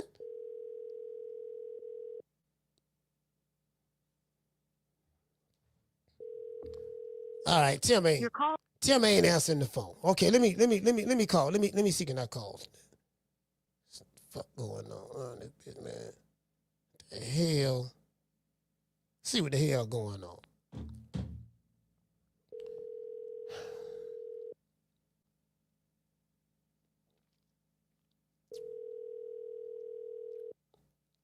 Oh, this nigga got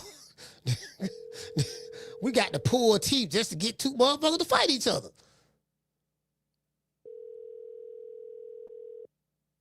All right, he ain't answering the phone either. All right, I was calling somebody over there at Golden Boy. Calling somebody over there at Golden Boy. That's what I was calling. So I called Tim. Then I just hit somebody from Golden Boy. So yeah, anyways, hey, what it say? Q-Zone say talking in riddles. This ain't Q-Zone. What Q-Zone at? Talking in riddles. You get what I'm saying? We gotta talk all in riddles. I gotta try to figure out. Now I got to be a Twitter detective. Okay, now wait a minute. Now hold on. Shit, now he posted the tweet. Now, like how? Listen, fam. The dude right here say, Virgil Ortiz manager posts more cryptic signs indicating that Boots and Virgil is signed and done. Bro, like, what you mean cryptic? Bro, how? What does this mean? People making real moves out there in anticipation for them Ortiz and Ennis tickets. So he's trying to say it's signed because he said that right there. Okay, cool. All right, okay. Okay, all right, okay. Let's do this. I got something for y'all. Let's do this. Oh, and this is the article. So I don't want nobody thinking I'm capping. Oh, man, you read that monologue talking about Mauricio Sulaiman said this about Ryan Garcia. Mauricio Sulaiman ain't say none of that, Coach. You were lying in the beginning of your show when you read that monologue. Here it go right here. This is where I got it from. The Ring Magazine. WBC Sulaiman defends sanctioning body. WBC Sulaiman defends sanctioning Barrios Garcia as a welterweight title fight. And this is where I got the information from right here. Mauricio talking about it's something to consider. Mauricio's talking about we have absolutely a track record of monitoring Ryan Garcia very closely. This it right here.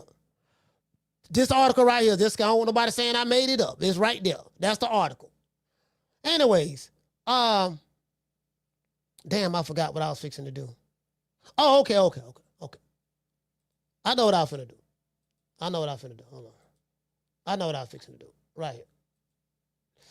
All right, so that was a cryptic message, right? I got something for you. Oh, my bad. Cryptic message. All right. I ain't with no. Hey, what it say, fam? Dr. Mario say call Rick Glazer. No, I ain't calling Rick. Rick Glazer been, he been acting kind of, you get what I'm saying? No, Rick Glazer, he doing business with Golden Boy. He over there with them, so ever since he hooked up with them, he kind of like, he don't really fuck with me like that no more, and I don't really fuck with him like that no more, so it ain't no beef or nothing, you know what I mean? But, he over there, I be on Golden Boy bumper. I be on a bumper, so, from a business standpoint, he don't want me asking him certain questions. You get what I'm saying? So I get it, I understand. So this what Eddie Hearn said. Yeah, see, he don't want me asking him certain questions. I got questions. I'm gonna ask, and he don't want me to ask him. So that's what that is, and he real close to Oscar De La Hoya and shit like that. I'm just being honest with you. Like, that's exactly what's going on, to be honest with you. Yeah, there ain't no beef in that, but that is reality of the situation. For me, do you have any updates on Virgil versus Boots? No, is the answer. I mean, we kind of wait in hope, I guess. Like, we keep being told that things are progressing. Yeah, last one for me. Do you have any updates on Virgil versus Boots?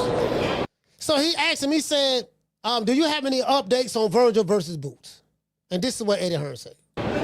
No, is the answer. I mean, we kind of wait in hope, I guess. Like, we keep being told that things are progressing, but then we don't really get anywhere. We will have to make a move. So Boots is due to fight at the end of March. Could that go to April? Maybe. We don't want it to, but we got to make our own moves. With all due respect to Virgil Ortiz, he doesn't have anything other than people saying he might be the best 154 in the world. And that's the same for Giron as well. That's why the fight makes so much sense, because it's the best be the best. But it's not like he's a champion and, we have to kind of sing to his tune. We're being as courteous as we can. But sooner or later, we have to make another move.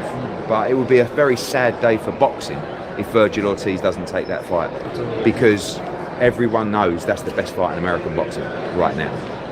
So we live in hope. All right, so that's what Eddie Hearn is saying. He's saying he heard that.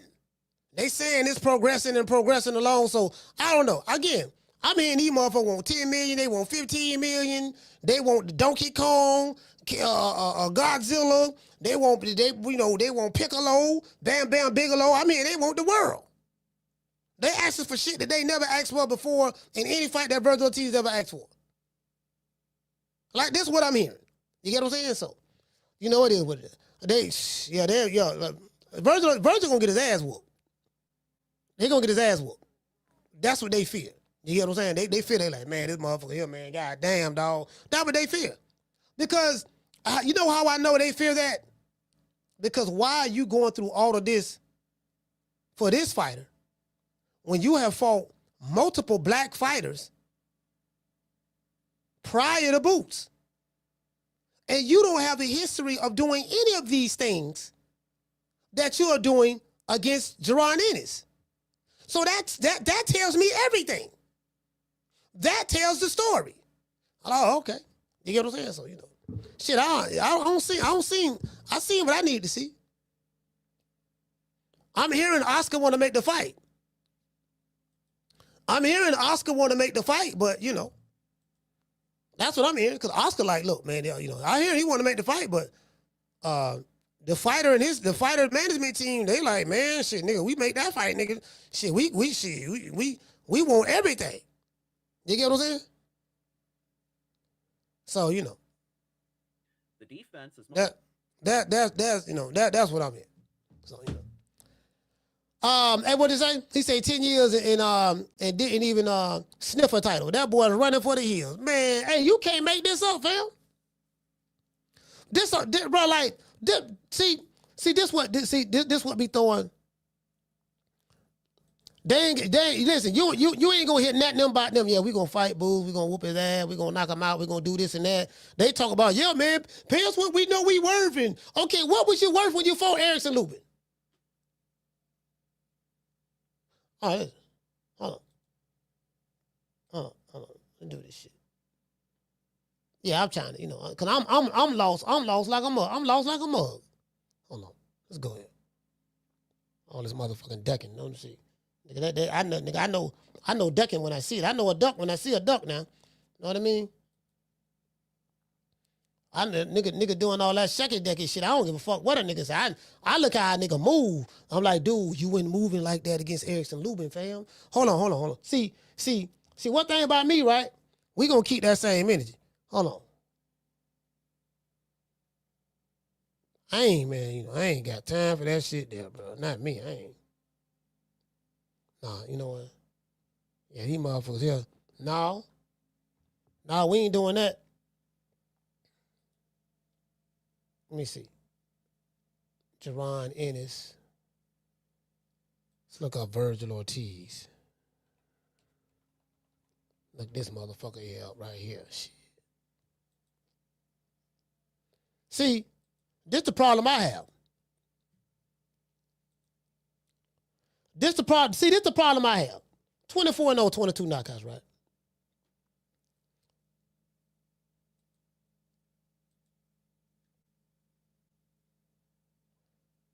Hold on. Finna pull it up right now.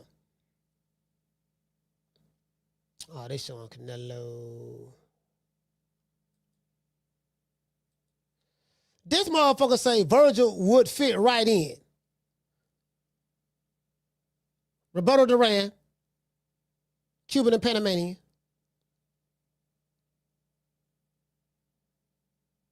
Tommy the Hitman Hearns, FBA. Hagler, FBA. Leonard, FBA. How in the fuck out of these four guys would this Virgil Ortiz fit in where? At 21 years old, this man was fighting goddamn Wilfred Benitez in 1970 something. When I was 79, 77 or 79, somewhere up in there. I think 77 or 79 for the welterweight title.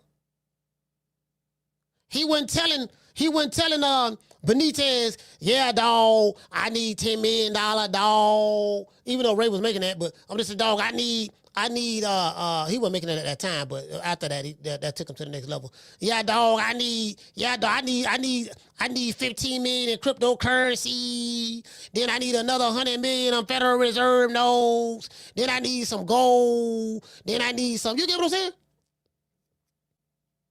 Sugar Ray fought the top dog in the 70s. We talking about right around, I want to say around 77 or 78. No, it wasn't 79. It had to be like 77. Probably around that, somewhere around that time. Somewhere up in there. Between 77 and 78. So I'm thinking, somewhere up in there.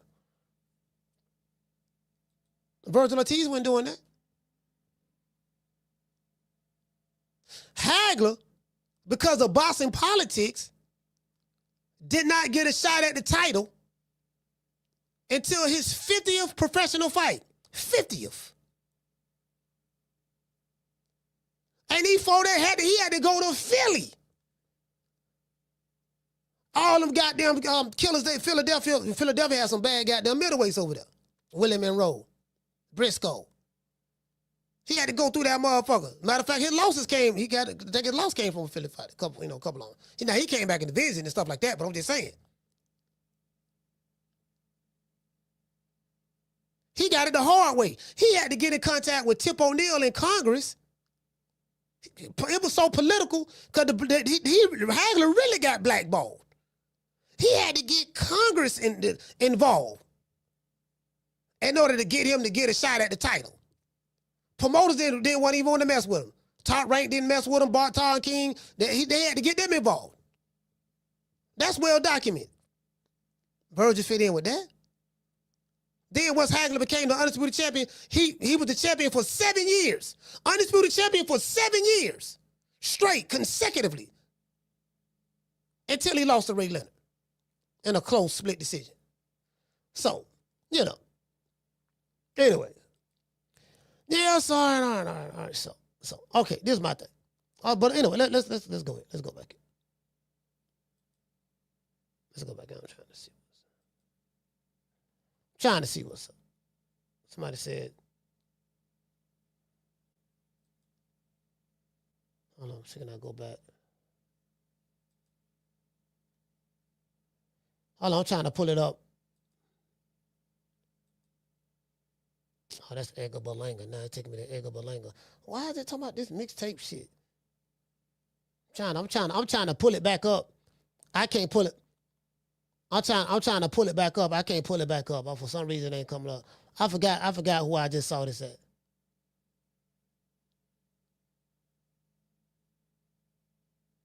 Nigga looked like he was scared. This coward ass. Looked like he was scared. They showing that down. What am I saying? Yeah, I'm sitting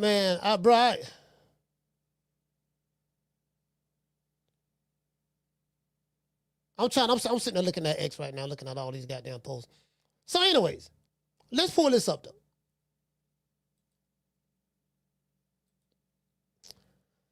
What was all those stipulations when you fought Erickson Lubin? What was all those stipulations? Your manager, Rick Merigian? What was all those stipulations when you fought Madrimov? Matter of fact, we just gonna keep this strategically to black fighters. I'm gonna do that, right? Because I'm trying to figure out, when you fought Thomas Delorme, what was those stipulations at? When you fought Frederick Lawson, what was those stipulations? I think you brought him up in weight. Michael McKinnison, where was those stipulations at? When you fought Mighty Mo Hooker right here, Maurice Hooker, where was those stipulations at? So you got a track record of fighting black fighters, whether they FBA or non-FBA. But then when you get to the one from Philly, you get what I'm saying? Yeah, man, I ain't even know who Virgil Ortiz's manager was.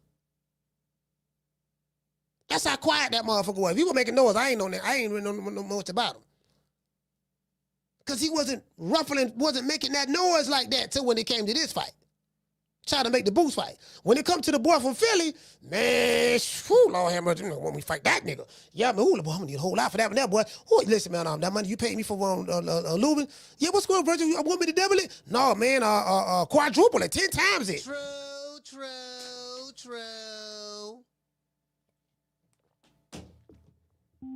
Hold on. Hey, Tim.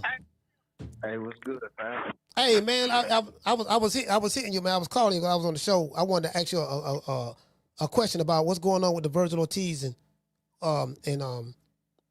from what you're hearing, Virgil Ortiz and Boots so-called negotiations.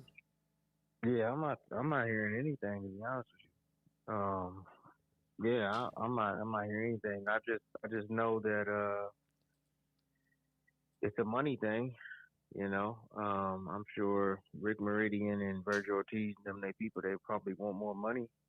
That's not on the table. If it's not on the table, then Boots got to be willing to give it up. And if he ain't willing to give it up, the fight probably not gonna get made, man. But they want that bag, man. That's what I'm thinking. Yeah. So my question, Tim, is this: okay, these guys have a history. They don't fought several black fighters in the past. Not trying to make it a black thing, but I'm just making it a black thing. And I'm trying to figure out what makes Boots so different from Erickson Lubin or Frederick Lawson or all of these other guys. Why specifically it's him that all of these were questioned? We need this, and they want. I heard they want all the tea in China. They want all the gold in Fort Knox. That's what I'm hearing. So why is it that? Because of the eye test, because they know what they up against. I think Boots haven't had the opportunity to really show what he's made of. I know he won the title. He beat the crap out of Stanionis, which is great, but there were some opportunities that he did have in the past that he turned down. Yeah. There was, the Norman Jr. fight that was on the table that kind of fell through that he was pushing for. But these guys, they see that he's the truth, man. And, they're not willing to risk their horse, going in there that he ain't fought for a world championship yet. Virgil Ortiz, he's the hot ticket at Golden Boy. So, it's just, I think it's more so a business thing, man, than anything. Do I think that Virgil Ortiz is scared of Boots? No, I think his people are. I don't think it's Virgil, because I think Virgil will get in there and fight anybody. But, he got his management team that's handling that side of things, and they're feeling that like, hey, man, it's a big risk. He hasn't even fought for a world championship yet. Boots Ennis is a real fighter. He's a difficult fighter to deal with, man, because you got to deal with all those elements that he brings into the ring: speed, power, accuracy, footwork. I mean, the dude can do just about anything inside that damn ring. And so, again, just that challenge alone is what scares people away from Boots. But see, this is the thing, though, Tim. So I hear what you're saying as relates to, I guess his manager and stuff like that. But you say Boots. You don't think Boots is afraid he'll get in the ring. But does Rick? Does Rick? What's his name? Meridian. Does he work for Virgil, or does Virgil work for him? Well, look, Virgil. So it's like this. We have a manager, right? You talk to your manager. You tell him what you want. Your manager go out and get it. All right, and that's how it goes. So your manager works for you on the inside, but you actually hired a manager, so you're in charge. However, you're hired this guy to have, your back and, for the interest of your career. And if things ain't adding up, if he feels that like, hey, this fight is worth more money than what they're presenting, man, I mean, the manager, I think, is doing their job. But, I'm going to keep it a buck with you, man. I feel like Golden Boy, Oscar De La Hoya, I feel like his entire team understand that, hey, they can't beat Boots. It's a big, big risk. I could be wrong, but I just feel. No, you're right. Yeah. I mean, I'm just saying, I feel like I could be wrong, but I mean, I just wait the way I'm from the outside looking in. They scared. Is that if you was for sure, they scared. For sure, this fight would have been made already, bro. But Tim, you know why I say that? I agree with you on that. If they were for sure, guess what? They made the Erickson Lubin fight in 5 minutes. They made, when they fought Frederick Lawson and all those other fights he had prior, they made those fights in 5 minutes. They didn't have no hesitation, anything. So my thing is this here. I get what you're saying. Rick Meridian, he's the manager. He feel like the fight is worth more. Okay, so he's doing his job, though. He's doing his job. Okay, he's doing his job. All right, fine. I ain't got a problem with that. Where the money coming from, Tim? Shoot, I don't know. You tell me. Is it coming from? I don't know, man. Is it coming from Saudi, or is it who's it coming from? I mean, I don't think Saudi's involved with this. If Saudi was involved, well, I don't think we'll be having this discussion. There you go. That's my point. My point is that as big as the Saudi influence is, and how what Turkey and them has been able to do for the sport, this is a situation where it hinders the sport because now everybody's waiting to get on that card. They want to get on the Saudi card because they know that they're gonna get that money. So I don't know if Turkey Al Sheikh is interested, in this fight, and if he was interested in this fight would be made, I think, within hours. But the fact that Golden Boy has to put up the money, and whoever Booth is with, who is Eddie Hearn, they got to put the money. I don't know. I think that I think that could be the issue. But you know what? I'll say this: if they were to offer the money, do you think Virgil would take the fight? No. His people. No. Even if they were to offer the money, do you think they would take the fight? No. Right now. I don't believe so. I think they're looking for a way out. I think that Virgil Ortiz's team do not feel comfortable about fighting Boots. I don't think Virgil Ortiz feel comfortable about fighting Boots. I saw his body language when Boots was in the ring with him. He was talking about what was said in the past on Twitter, and I'm like, man, like I don't like. Again, I've been watching boxing a long time. I've seen guys like you fight, Andre Ward, other people. Hagler's one of my favorites of all time. And these dudes ain't moving like that. These dudes is, I don't see it, Tim. I think this boy's scared. That's just my opinion. I don't care what nobody say. I think he's high behind his manager. And, my manager's doing his job. I'll fight anybody. Bullshit. We saw Terrence Crawford and Errol Spence finally fight each other after Bud reached out to him, went talking directly to him, and Errol took the bull by the horns and helped make that fight happen against Al Haymon's wishes. I seen that. So for me, Virgil Ortiz, he ain't that guy, dog. He moving too scared, fam. That's just me. Well, look, man. If you look at his career and what he's done in his career, with I would say with his health and all of that stuff, that's kind of set him back. He's had some good fights. I'm not making an excuse for him. He has had some good fights, Everson Lubin's fight and so on and so forth. But this is a dude that's in the weight class that hasn't even fought for a world championship, bro. Like, this dude needs a strap, bro. He needs a world championship.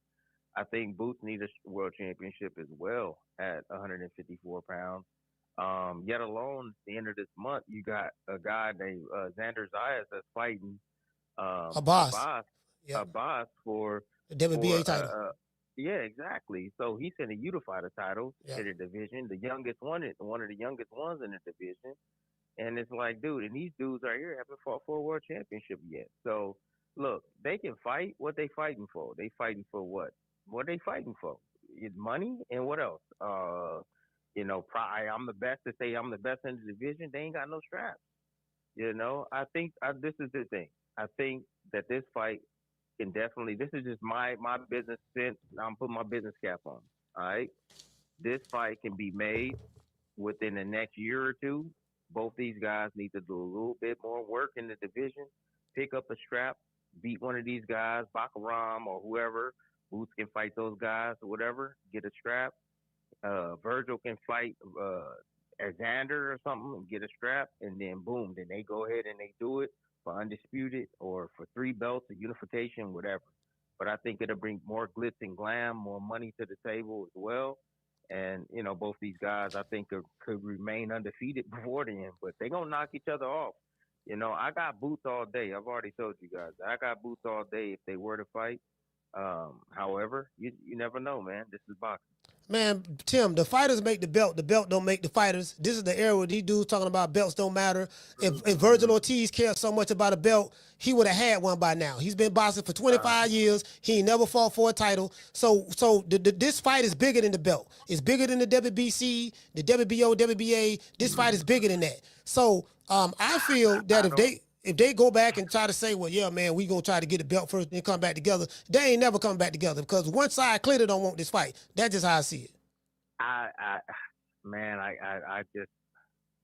disagree when it comes to the whole belt thing, man. And I know this generation of fighters, they saying, something about the belt and all the sanctioning fees and all of that stuff. But, man, I remember, man, growing up as a kid, man, and looking at the WBC and looking at all these belts that all these guys was holding, man.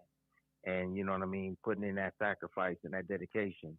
to be able to hold one of those titles. And I think when they get to a certain point in their careers, they forget about that, man, and what the belt really meant, man. When you used to see these fighters, these top fighters in the game, wearing these belts, man, and solidifying themselves as the best in the world. So, once they get to that money and they start making all that money, then things change, And I'm not putting any shade on anybody. I'm just keeping it a buck with you, man. Then it don't mean as much, right? When you start winning, 5, 6. Yeah, and can the fighter outgrow the belt? Absolutely, they can outgrow the belt. But I don't think these guys have outgrown the belt yet, big dog. Not like a Terrence Crawford, not like those guys, those top guys in the sport, or even the Canelo Alvarez. That's kind of like, hey, I'm a star without the belt, even without the belt. I'm a star. These guys, I feel like they need them. You know what I'm saying? Because they haven't hit that stardom just yet, bro. Boots is just at the tip and at the cusp, man. If he can get in there, I get it. If he can beat Virgil Ortiz, his stock gonna go up. But if he can get a couple of straps, bro, and make it look real glamorous, bro, and when it's meaningful, both these guys, then now they're gonna hit super stardom, bro, because this is the fight I believe in the division that everybody wants to see. This is the fight right here, man. You think these are the two best guys in the division? Yeah, so I know. Listen, I believe that Virgil Ortiz and Boots is the two best guys in the division. So that even confirms more what I'm saying. We believe they're the best guys. I don't think them not fighting for a title right now would diminish that. That's all I'm saying. I get it. Anybody can fight anybody, but I'm just saying, prove that you're the best. The dude, there's belts in the division and belts in boxing for a reason. When you hold down a strap, bro, that means you're one of the best fighters in the world. When you hold down 2 straps, 3 straps, bro, now you're really solidified and you letting everybody know, like, I'm the man in this damn division. Period. I'm the man. I agree with you. Y'all gotta all come see me. So that's what I think that's what these guys need to formulate. And this is just my personal opinion. You know what I'm saying? And what I see. However, yeah, do I want to see the fight? Absolutely, I want to see the fight. Hell yeah, because I'm just sick of everybody, saying what they want to say about Boots. If I had some things to say about Boots, but damn, I'm looking at him and I'm saying, damn, this dude is a freaking monster. And I can't wait till he prove it against somebody that the whole world thinks that is a monster too. You know what I mean? And that's Virgil Ortiz. So with that being said, yeah, do I want to see the fight? Absolutely. But if I put my business cap on, bro, it's like, there's the work that needs to be done, man.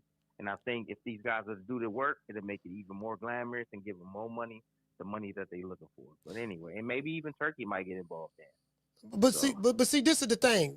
According to Oscar De La Hoya, Virgil Ortiz is already considered a superstar. So he ain't no superstar. That's what you're saying. I get what you're saying, Tim. I'm with you on that. But according to Oscar, Virgil is a superstar. He's the best fighter at 154. So I'm holding these guys to their words. You say he's a superstar. You say he this, he that. Okay, I agree with you. He's a superstar. What's the problem? Why we can't make this fight now? So now you're saying it'd be bigger if they go get a belt. My pushback is this. I agree with you on that. But my pushback is this. You're talking about the fight would be bigger if both guys go get a belt. One of the fighters never gave a damn about getting no belt. He's been a pro for 10 years. Virgil Ortiz. He ain't never had no major sanctioned body belt. He had the secondary belt, the TikTok belts and stuff like that, but he's never fought for a major title. Well, that's what he needs to go get. That's what he needs to go get. I mean, I think he had an opportunity to fight for it, but again, yeah, he had a chance to fight Crawford when he was the WBO. I think it was the Stanionis belt. I think it was the belt that Stanionis had, if I'm not mistaken. Yeah. But again, he got sick. It was health issues. So his opportunity to get a strap at 147 fell by the wayside. But I mean, at 154. He's fought, I think, the better competition than Boots. At 154 pounds, he's fought some guys out there that we consider to be, top notch. But I still think that they're looking at this. If we get him knocked off right now against Boots Ennis, this dude hasn't fought for a world championship yet. It's going to hinder our business. It's going to affect his career. I agree with you to a certain point to where I'll say this. Let me give you this. All right. I think in today's boxing, and it's just to piggyback on a little bit of what you're saying, right? I'm saying the belt. I want to keep the belts alive. Period. That's just it. The WBC, all these belts, IBF, all that, like they mean something, bro. They really do. You know what I mean? But I'll tell you this: in today's world, belts can come a dime a dozen, but at the same time, it's how you lose in the game now. You know what I mean? Like you can come back. Like before, it was more so like if you lose, damn, it's detrimental for your career. You can't make any money. But nowadays, fighters can lose and still come back and fight a different fight and make a lot of money, bro. So look, if this fight was to happen, and depending on how that person loses, you know what I mean, they stock could rise, bro. If you put up a hell of a fight, if both these guys go in there and they go at it, and Virgil loses, slightly loses, or Boot slightly loses, bro, nobody loses, bro. The boxing world will gain. There will be a superstar being born, and and the loser will go on and he can continue his career and move forward. He's just not better than that guy that day. You know what I'm saying? But his stock will rise because he fought his ass off. You know what I'm saying? And which I know Ortiz will fight his ass off, and I know Boots will fight his ass off. And I'll leave you with that, Coach. I got to ride out, man. Peace and love, bro. Thanks for the call, bro. All right, shout out to Tim, man.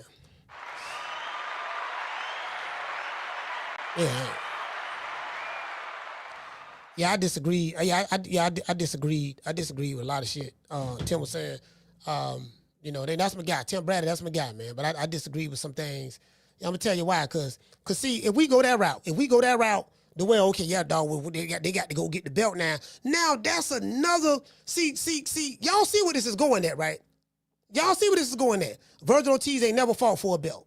He never gave a damn about fighting for no belt. 10 years as a pro, that tell you everything you need to know. So now all of a sudden, what we gonna do? Let's go get us some belts to see can we make the fight bigger. Okay, what? Okay, so you've been there all this time. You've been with the WBC. You've been at 154 before Boots got there. You could have been fought for a title if that's what you was interested in. Carla, hold on. It's obvious you ain't interested in the fight for no title. So what I fear is this. This what I not fear, but this what I'm saying. That's another excuse for why we shouldn't get the fight. Oh, well, we got to go fight, get a belt first. And then Boots got to go get this belt. Okay, now, well, let's go try to get the other belt. And then you go get the other belt. And then let's make it for all of the bro, like, you get what I'm saying? 20 years going to go by. Then he talked about, okay, well, he got sick at welterweight. That was his fault because he was being a weight bully.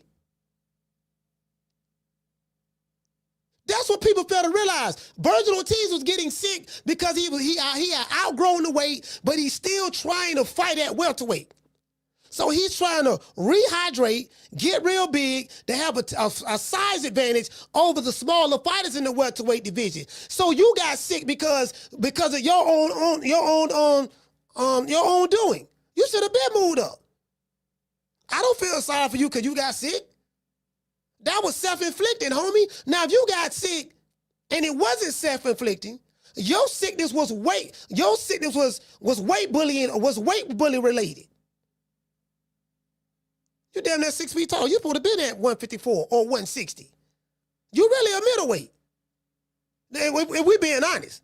You're really a middleweight. You a middleweight fighting that doggone really, because regular, you're a middleweight fighting that doggone welterweight. I think, did he fight at 140 before? I think Virgil Ortiz maybe even fought at 140 before. So if that's the case, because I don't remember, but I think he did. I could be wrong. But but that's what I'm saying, fam. No. See, that's the thing. See, now y'all see why Rick Glazer don't come over here no more. Y'all see now? Because I was asking them these same questions offline. He said, well, when you going to get me back on the show? I said, you can get back on the show Monday. Y'all remember that time I told y'all he was going to be on the show? I sent him the link to come on the show.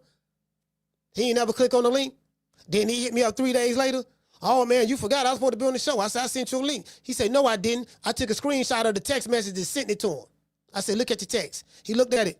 Oh, yeah, I don't remember that. That's what he said, and he ain't been back over here since. Caller, what's your name when you calling from?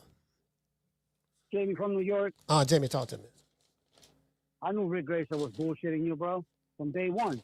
Yeah. Motherfucker don't want to answer the hard question. I understand that. He works for Oscar. Yeah, I get cool. it. Yeah, I get it. Yeah. I don't take it personal. I mean, he worked for Oscar. I get it. Yeah. I hear you.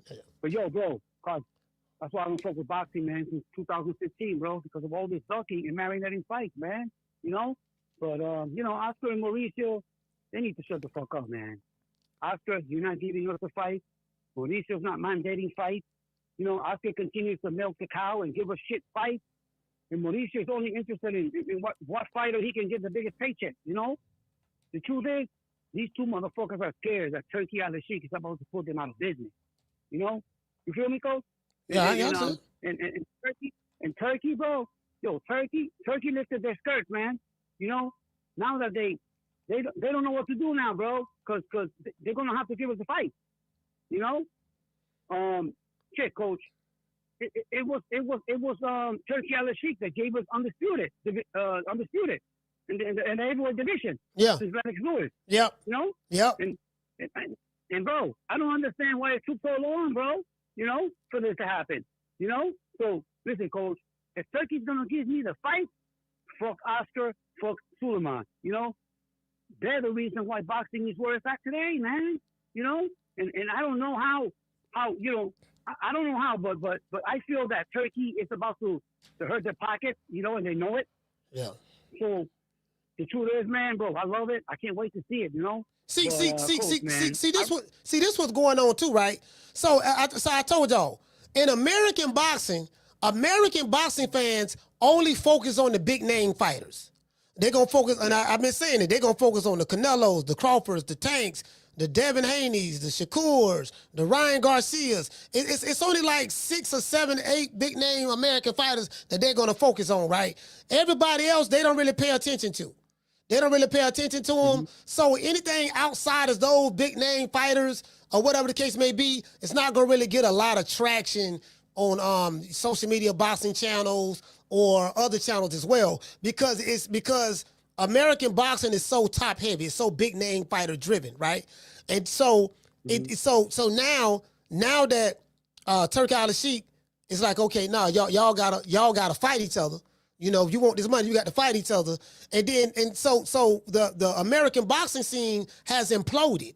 It has imploded. Once the networks pull their money back from boxing, now it forces Top Rank to hold their own nuts. It forces PBC to hold their own nuts. Oscar De La Hoya hanging on by a string with the zone. He got a shoestring budget, but he got something. So they got to hold their own nuts now. And then they pull up the skirt. Now you see, it's been the promoters is the reason why. They ain't want to make these fights. Why did it take a foreigner? Explain this to me, Jamie, and I'm going to let you go. I'm going to let you talk. Why did it take a foreigner from Saudi Arabia to come all the way over here and do what the American promoters refused to do for years? Yeah, Coach, they fucked up, man. They let this guy sneak in through the back door, and now he's taking over boxing, man. Boxing, I'm telling you. And Coach, one more thing real quick. You mentioned Wilfred Benitez and Sugar Ray Leonard. Yeah. Let me tell you something. Something I remember from that era, that fight. Those two boys right there were not scared of each other, man. No. You know what I mean? Unlike, Boots and Ortiz, man, they took turns ducking each other. And I know Boots is ready now, you know? Now we got fucking Ortiz making excuses not to fight. That's why I keep saying Marvin Hagler, he must be rolling in his grave with all this fucking ducking, bro. So, Virgil Ortiz, I know you will listen to this. You fucking pussy, man. And you're looking real bad, bro. Get in the fucking ring, man. So, anyway, Coach, respect from New York, like always. That's what's up. Hey, man. Caller, hold on. Yeah, you heard I hit Tim? I say, okay, does Virgil Ortiz work for the manager, or does the manager work for Virgil Ortiz? Because, see, that's what they do. They hide behind the manager. I'm like, fam, okay, we know you want to make more money. Ain't nothing wrong with that. But goddamn, dog, what you trying to make? You trying to get the butter from the duck and the duck from the butter. It's obviously Turkey ain't promoting this fight. Turkey ain't putting the money up for this fight. So it's between, you get what I'm saying? God damn, my nigga. You ain't asked for all this for yeah, man, cause we cause they know it's a dangerous fight. The manager worked for the fighter. If the manager say, I want astronomical amounts of money, that fighter is telling them that. So he proved my point. It ain't no doubt in my mind, Virgil to fight anybody. Bull to the shit, because if his manager's trying to get him which his manager's doing his job, trying to get as much money as possible. But at the same time, yeah, this fight is worth this. What is it basing on? Yeah, this fight is worth that. Okay, I don't know what the metrics they're using and stuff like that. But come on, fam, we know what's going on. I know Tim making a political correct answer, but you know. Caller, what's your name? Where you calling from?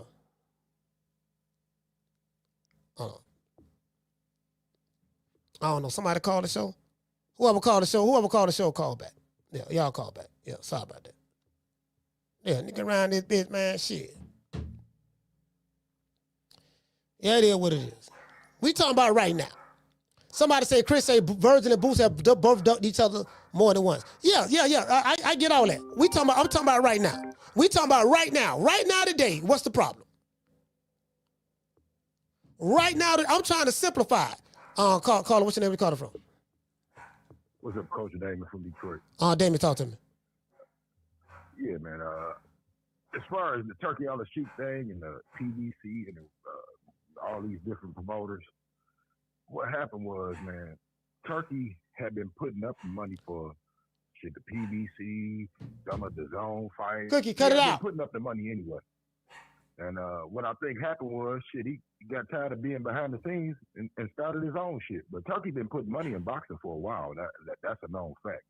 I think what happened was, I don't know if he had money in any other besides his own, the Saudi group or whatever, but I do know he's been putting money up for UFC fights, and he's been putting up money for the zone fights for years, right? So it ain't like Turkey on the Sheik just came onto the scene. I think his Riyadh season promotion company just popped up, but his money been in boxing for a while. But as far as these guys ducking each other, Coach, I don't think it's Virgil. I think it's Oscar. I hear what you're saying, but I think Oscar seeing what happened with Ryan and how he's about to lose Ryan after this last fight, and he's trying to hold on to the money. So I think they're advising him not to take the fight unless it's paying a certain amount. One, because they want to profit too, but shit, you lose this fight, like Tim said, if you don't look good or you don't, make the fans want to see you again, and your payday might not come back around too fast. So I think they just trying to keep their paydays coming, even though they ain't. Okay. Hold on, let me stop you right there. What payday? Whatever they making off the zone, I guess. Shit, what Oscar paying these guys and what he bringing back, I guess he happy with that because he ain't trying to push these guys to fight nobody to bring no big paydays. Who out of that's about his cash cow right now. He ain't pushing them to fight, Boots. Yeah, but Virgil Ortiz ain't breaking the bank. He ain't like he making those $4, $5, $10 million a fight. The most money he's ever made is fighting on the Turk Al Sheik card. Everybody make more money fighting on the Turk Al Sheik card. Outside of Turk Al Sheik, he ain't breaking no bank no goddamn well. So so that's why I'm asking. We talking about missing the payday. I don't think he's breaking the bank. I just think Oscar ain't trying to put him in the fight with. Yeah. So basically, what you saying? All of them ducking. Whether it's Virgil, so we can point to whoever. Well, I think Virgil to fight, but it's Oscar. Then I may talk to somebody else. Well, I think Oscar want to make the fight, but Virgil don't want to make the fight. It's that whole team, Coach. Oscar. Hey, David. Yeah, David, check it out. Oscar and Virgil want to make the fight, but see, his manager and his daddy is saying something different. Do you see what's going on? You got Robert Garcia, which he just a trainer. Virgil Ortiz Sr., Rick Merigian, Virgil Ortiz's trainer, Virgil Ortiz, Oscar De La Hoya, what's the dude name? Eric Gomez, and 6 people. Everybody passing the blame. Yeah, no, we want to make the fight. They don't want to make the fight. No, we want to make the fight. They don't want to make the fight. Everybody pointing fingers at each other. I mean, you 100% right. Virgil should have the last say, but it don't look like he either need the shit or get off the pot. But in any event, if I was Boots, I'd move on. This shit just stagnates y'all career. Y'all be negotiating this shit and trying to make these fights for 3-4 months, and then the fight don't happen. You might as well just keep fighting and take the next best opponent, because this shit, it just slow your momentum down. It slow your career down. That waiting on, who was he waiting on for the half a year? That it don't make sense, man. This shit is starting to be so repetitive. Like, after about 2 weeks of negotiations, if I was a fighter, I'm moving on. The shit don't take that long. Either you want to fight or you don't want to fight. Is the money there? Huh? It don't take that long. It don't. It don't. They be taking all this damn time. This shit could have been made. At this point, I'm just like, shit, who do Boots really want to fight? It's a whole bunch of other people out there that can fight. Like, they trying to tie their hip with each other, and they might as well just both move on, because this shit ain't going to happen. It don't take this long to make a fight. Period, man. I just don't take this long. Now, the bullshit, it took a whole bunch of time because he was trying to bait him into taking the fight, and then, negotiation and the money happened. But this shit, man, every time. The bullshit, Al Haymon was blocking that. That was Al Haymon. That was about Earl. Huh? Oh, you talking about Earl? Yeah, that was all Al Haymon. For the Canelo. Oh, you talking about Canelo? That was all Al Haymon, but yeah, with Canelo, that they have to, coercing and persuade Canelo the right way. Oh, yeah. With this fight, man, these two niggas need each other to either propel one or the other, because they keep fighting these tomato cans and no names, bro. We gonna forget about these motherfuckers, and they gonna be 32, 33. Yeah, all right. Well, listen, I don't man. think it's gonna happen. Hey, we shout out to Damon, man. Detroit stand up. Salute, brother. Hey, these niggas, man, this bitch, man. Yeah, see, I'm gonna call it. I gotta call a spade, man. I'm just gonna call it why I see it, man. It is what it is, fam. It is what it is. I ain't, man, shit. Like, they talking like these niggas superstar. Oscar De La Hoya said it was a superstar. Tim said, well, these guys will be superstars. Well, according to Oscar, Virgil Ortiz is already a superstar. According to Oscar, he ain't no superstar, but that ain't what his promoter saying. His promoter saying he's a superstar. So, like, it don't take much to be no superstar nowadays, dog. Nigga fight a bologna sandwich. You know what I mean? I ain't pandering to these motherfuckers, man. Fuck these niggas. Call it, what's your name? You call it from? 9 Live from Bash Up. Coach, what's up, bro? 9 Live, talk to me. I think Oscar trying to cash out, man. He trying to cash out because he know if they lose, Golden Boy is done with, bro. What if they win? Shit. Do you see what I'm saying? Do you see what I'm saying? What if they win? Yeah, but I don't think Oscar got faith in Virgil. Shit, Virgil ain't got faith in himself. His whole team ain't got no faith. I think that's obvious. So that part. That part. It's not no foregone conclusion that if Boots and Virgil Ortiz fight right now, that Boots will win. That's not a foregone conclusion. And anybody on that side, and if they side is thinking like that, then guess what? Like you say, they ain't got no faith in the boy. What if Boots can't take no punch? What if he chinny? What if Virgil Ortiz is just so good that his style would be able to break Boots down and turn it into a dogfight? We don't know. But the fighter has to be willing to take that risk. If you look at boxing from a historical standpoint, what made fights exciting was when you had a lot on the line. Somebody had to be willing to risk it all. That's what gave it the excitement. That's what brought the fans. What's on the line? These dudes they not willing to risk nothing. They want to live in the bubble and sell us bullshit Superman stories about who they beating in sparring and what they doing on the pad work and all that there. When he beat this dude, and he a superstar. No, you can't manufacture this shit. You got to be willing to take that risk. If you are what they say you are, you should be willing to take that risk, bro.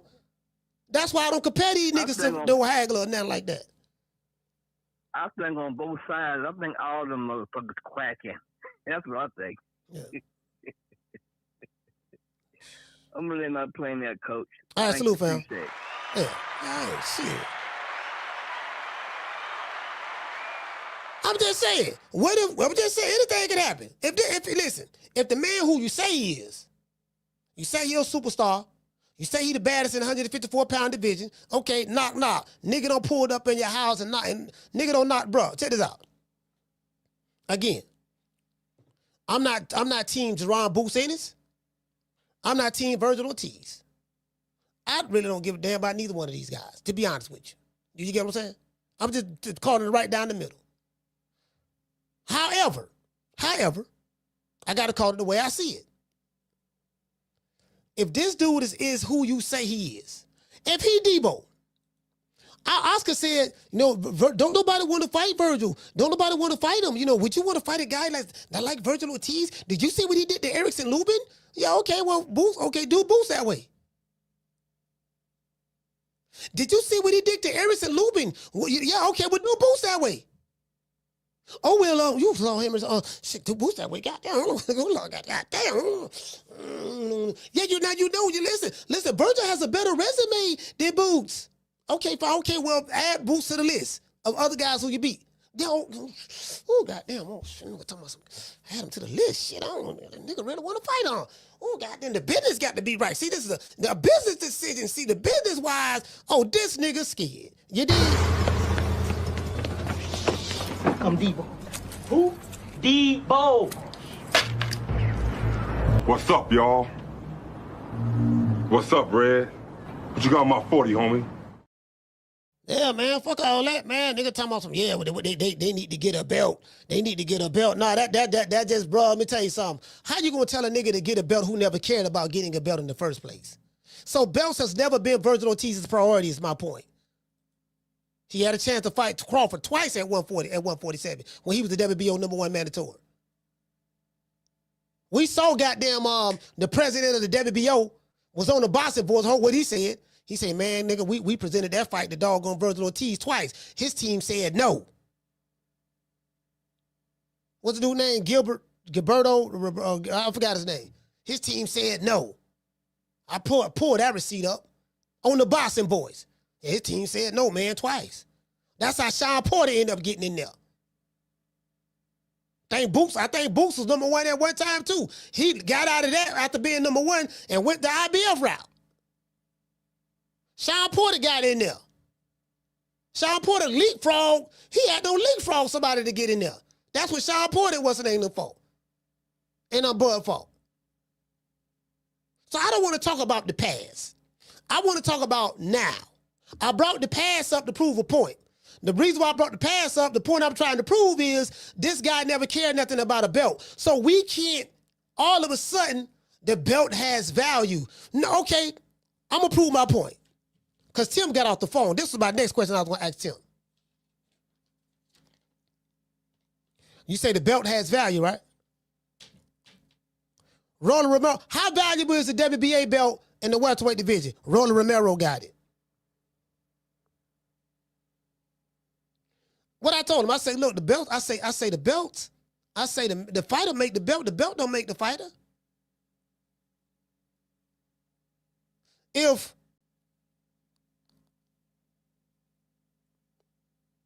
Devin Haney or Brian Norman Jr. have the WBA title, it has more value because of who the fighter is and who he fought and what he's accomplished. Devin Haney having the WBA strap is a lot more valuable than Roland Romero having the WBA strap. You don't even respect the belt that Devin Haney, the Ryan Garcia got, Roland Romero got it. Yeah, man, shit, Roland Romero got the WBA strap. So now what's going? Now, I will say this: what'll make that fight better? What'll make a Roland Romero fight better is if he fights somebody else, like a Devin Haney, or let's say even if he ran it back. We'll say if he ran it back, Ryan Garcia, but Ryan. Yeah. My point is, who you fight matters. The belt is never more valuable than the fighter. The WBC belt don't mean shit if Muhammad Ali don't wear it. The WBC belt don't mean shit if Mauricio Sulaiman don't get Floyd to say, yeah, you know, the WBC is a prestigious belt. It's the green and gold belt. It's the best belt out there. They did a good marketing job with that belt. They make you feel like it's a privilege for you to wear it more so than me. I look at those guys, those past champions who had that belt. That belt meant something. Yeah, but you're talking about a different era, fam. You talking about the champions of the past. It meant something because those guys, it meant something to those guys. And those guys got it the hard way. So you comparing two different eras. You can't look at an era that where the belts meant something because it mattered to the fighter. The belt didn't mean anything by itself. The belt meant something because it meant something to the fighter. These fighters today, the belts don't mean nothing. So if it don't mean nothing to the fighter, then the belt loses its significance. What made people talk about Canelo was because the belts meant something because it signified me becoming undisputed at 168. The fighter made it a priority to make the belt mean something because it normally represented.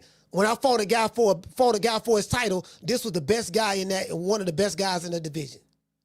So whoever had the belt was always looked upon as being the best in the division. Tim is right about that. However, those things have changed. This is not the era that we're in anymore. The sanctioning body have devalued their own belts. They taking people who not even ranked, fighting for titles. They create French fries belts out of nowhere called special designation belts. So they wasn't doing that when Hagler was fighting, Sugar Ray was fighting, or Sugar Ray Robinson was fighting. Well, they ain't even had a WBC belt when Sugar Ray Robinson was fighting. I think the WBC came back, what, the 60s, something like that, in the 60s? But y'all get my point, though. Come on, man. Nah. Now, let's give everybody a round of applause.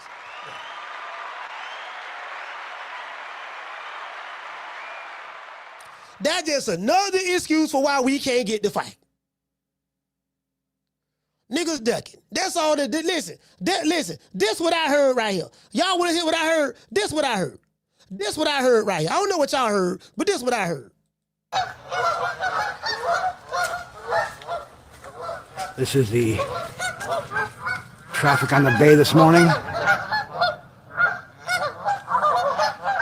A little noisy out there.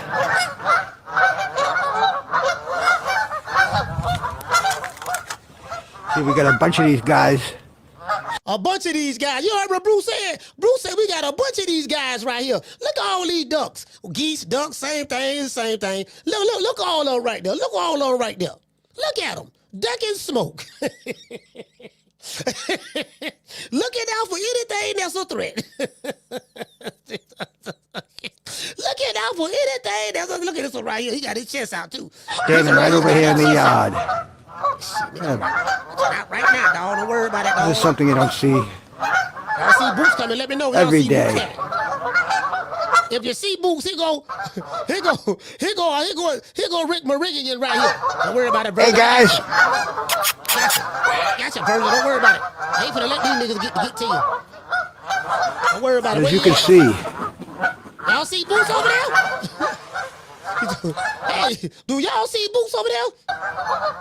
Wagging his tail. This man wagging his tail.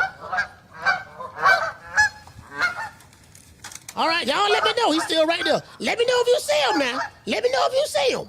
You get what I'm saying? But y'all see him over there? Man, come on, fam. Come on, man. This boy shaking like booty meat. I want to thank the whole hood who came out here. I love y'all. I did this for the hood. Y'all know I beat that boy. Yeah, somebody say they see Kid Austin over here too. He over here too, ducking. They looking for another old nigga to fight. They ain't fighting no smoke. They gonna call. Listen, they gonna call out Keyshawn. They gonna call out Abdullah Mason. But guess what? They ain't gonna fight none of them. True. Mama Ho hollering about we want 10 million. That must be the magic duck word over there, Goldie boy. We want $10 million. We want 10 million to fight Abdullah. You do know Abdullah is the champion. I know, but we know we fought better competition than him. Listen, Mama Hofield and Virgil Ortiz, Mama Hofield, Kid Austin, Mama. And Marigian, Virgil Ortiz manager, they doing the same thing. Both of them niggas asking for $10 million. Both fighters, they want $10 million for both of their fighters. And guess what? Guess what Virgil Ortiz and Kid Austin got in common? Neither one of them has ever been a champion. True. True. Hey, Boss and Don, explain this to me. How a nigga who ain't never been a champion can ask for $10 million to fight somebody? Make it make sense. You ain't never been a champion. Never. Your claim to fame was knocking out. Well, your claim to fame was getting your ass whooped by Talib. He dropped you.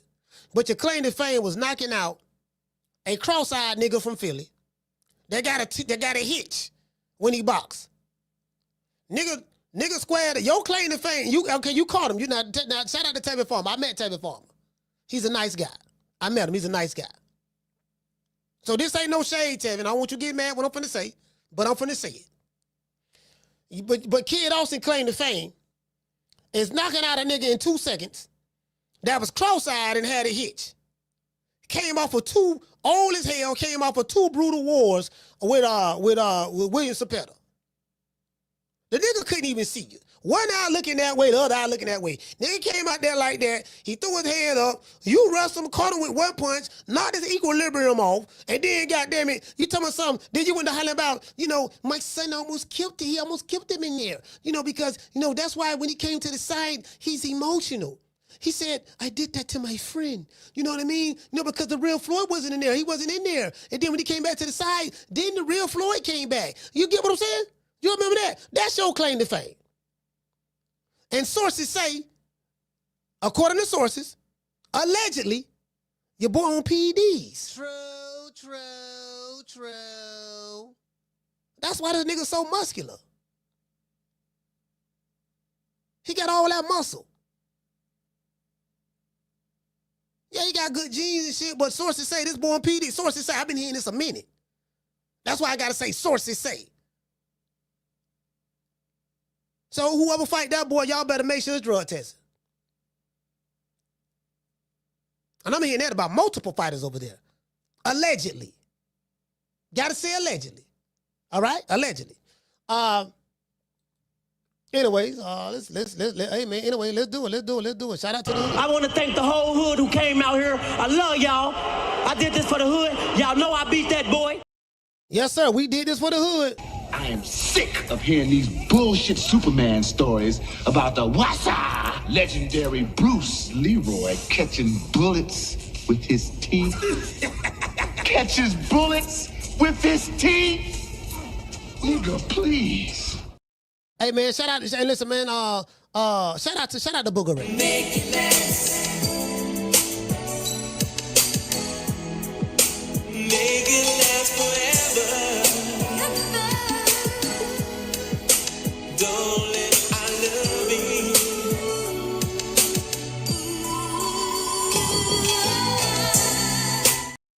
Yeah, man, it is what it is. Fuck you all rolling up on full cars. He must don't know. He can't know. Huh? He can't know. Boy, he must don't know. He can't know. He can't know. No, sir.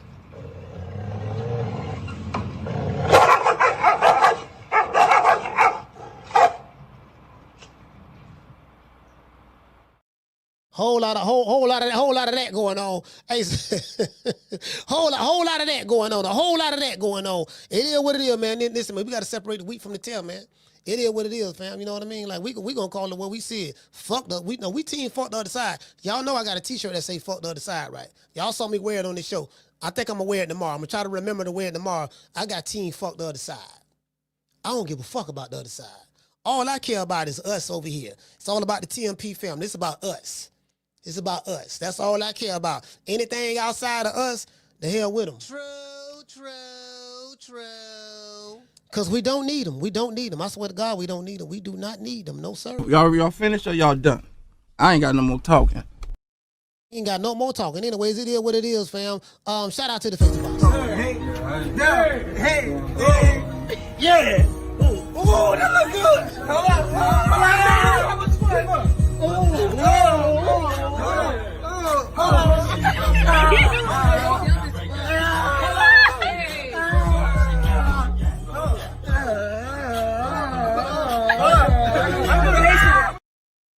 Yeah, boy, I'm trying. Hey, you listen. Listen, you got to watch any fighter that's strongly advocating against being drug tested. You gotta really watch that fighter because everybody in boxing cheating for the most part. Whether it's the black fighter, white fighter, Hispanic fighter, it's just all about the ones who can get away with it and the ones who getting caught. That's what I heard anyways. That's what I've learned. You get what I'm saying? That's it. In any sport, that's always going, you know what I mean? No matter what the sport is. Boxing ain't no different. And so I'm telling y'all now, that's what I've been hearing allegedly. Allegedly. I've been hearing that for a minute. Allegedly. You get what I'm saying? We'll never fight on the turkey card. I bet you won't. I bet you won't. You get what I'm saying? So, yeah. So, it is what it is. Shout out to the Puerto Rican. I felt like a Puerto Rican in this hair. I felt Puerto Rican. Y'all know I love me some Puerto Rican. I felt Puerto Rican in this. Rican. Yeah, man, shout out to the Puerto Ricans, man. And shout out, man, to the Snow Bunny. See your eyes shining. She's my Snow Bunny, please. In the winter lights, too, she's my sweet dust of cream. Talk to my nose, this lover's got it so raw. Make you move, stepping out of control. Turn it up. It's me against the light. Snow Bunny. Moving on the bar. Everything's alright. Got that smooth soul feel. No, that's dancing in the light. With my snow, turn it up. Then party about the night. See your eyes shining. She's my Snow Bunny, please. In the winter lights, too, she's my sweet dust of cream.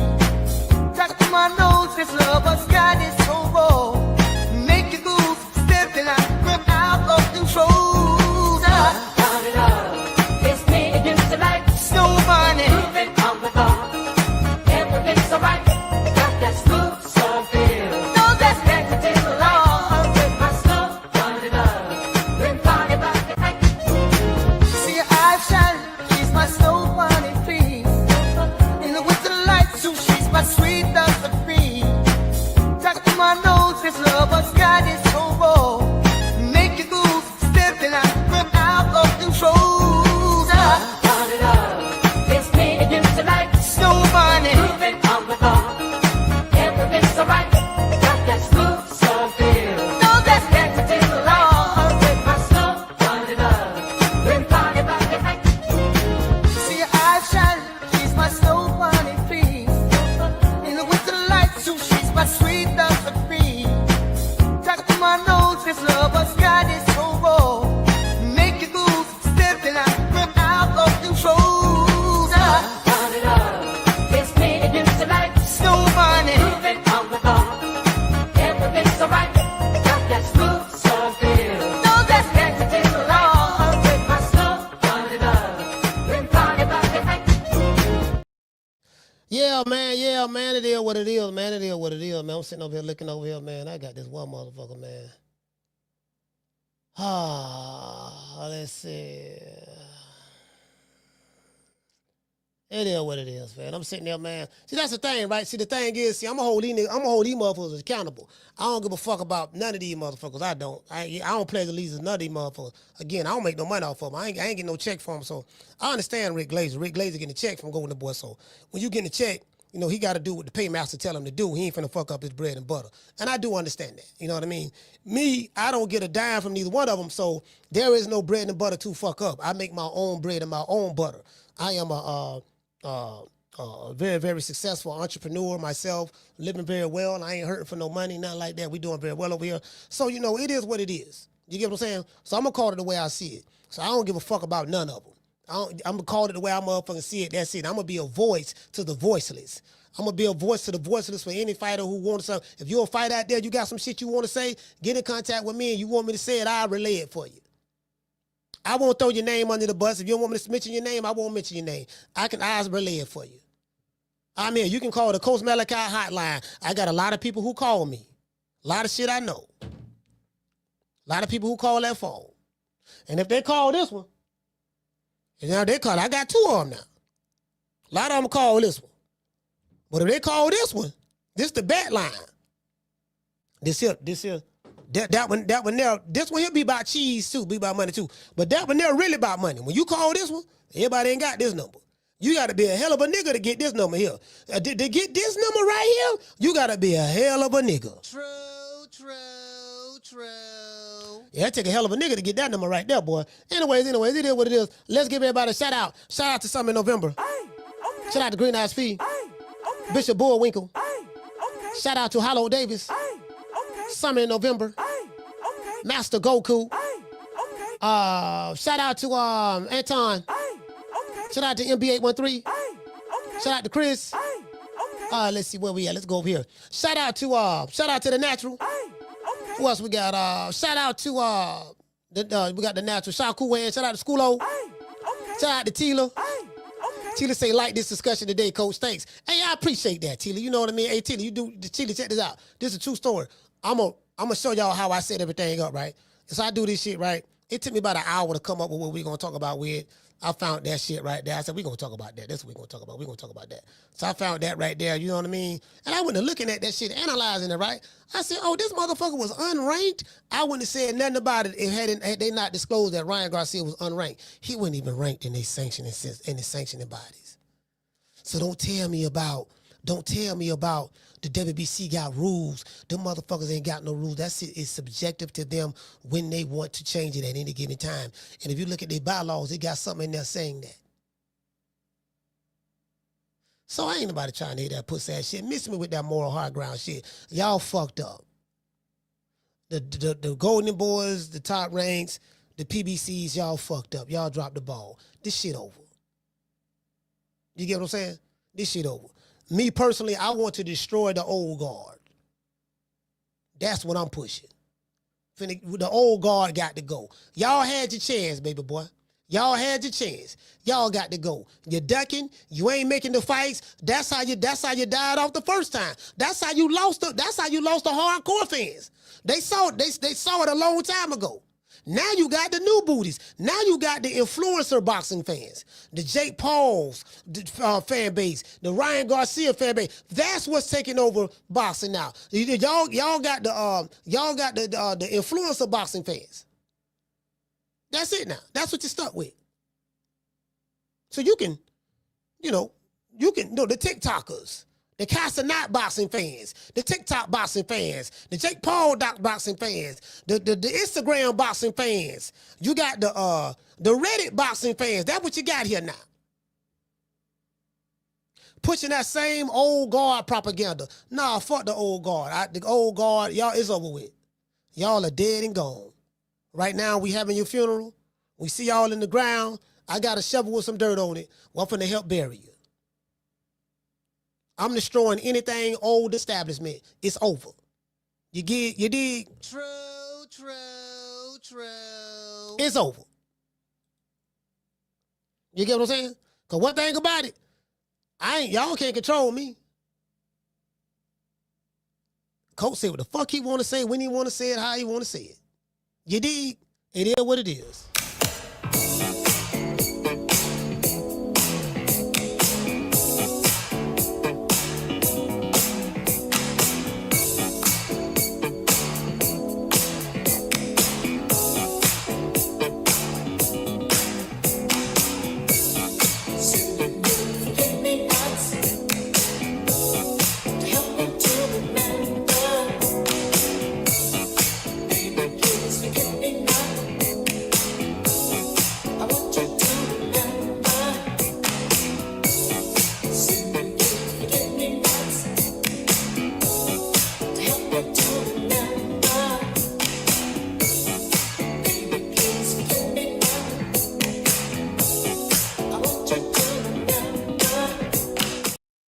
Yeah, man, it is what it is, man. Shout out to everybody in the chat, man. Y'all know what time it is, man. Shout out to Mika, love him. Shout out to Mika, man. Shout out to Green Eyes P.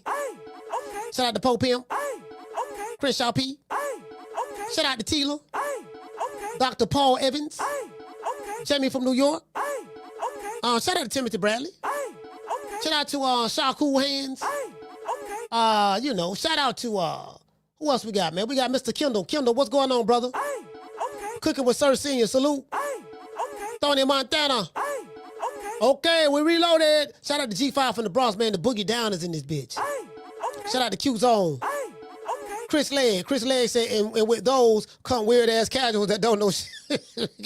Hey, Chris, we got to sit here and argue with the casuals. They sending me gun emojis threatening me. Shout out to Ramon. He say, damn, coach, you pushing them out the front door. Yeah, hey, Ramon, they got to go. They got to go. They had a good run, though. They had a good run. They got to go. They had a good run. It's over. You kiss the baby. It's over. Best thing ever happened to American boxing was the networks leaving. By the networks leaving, they ain't propping up they not propping up your favorite promotional company no more. They ain't propping them up no more. They got to hold their own nuts. We got to see what you're gonna do. Shout out to Miss Sheila. Shout out to Keisha, man. Keisha bless. Let's see. Green Eyes Peace. Shout out to the Boston Don. They're not through the aisle. Yeah, man. It's trying to tell you, man. It is what it is, man. We team fuck the other side.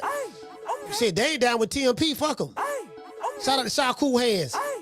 Shout out to Tila. Shout out to Kazi. Yeah, man. Hey, you know what? I was a little high. Shout out to Herb Winston. Herb, what's going on, baby boy? I was a little high, but I'm kind of like right there, so I know I can go. I'm kind of just right. I wasn't too far gone. I can't mix. See what I can't do? I can't mix the hybrid with the indica. I'm finna smoke it now. I'm finna do that now because I know right now to show it. But what I'm gonna do when I do that, when you take the hybrid and mix it, when you take the crippy, see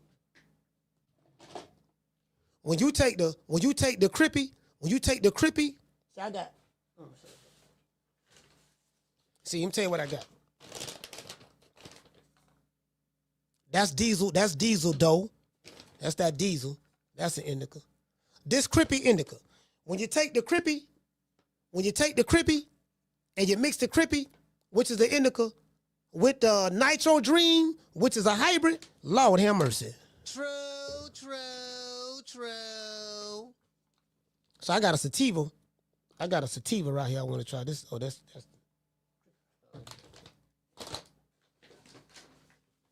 what is sativa at? Okay, this is sativa. I'm gonna try the sativa right here. Try that.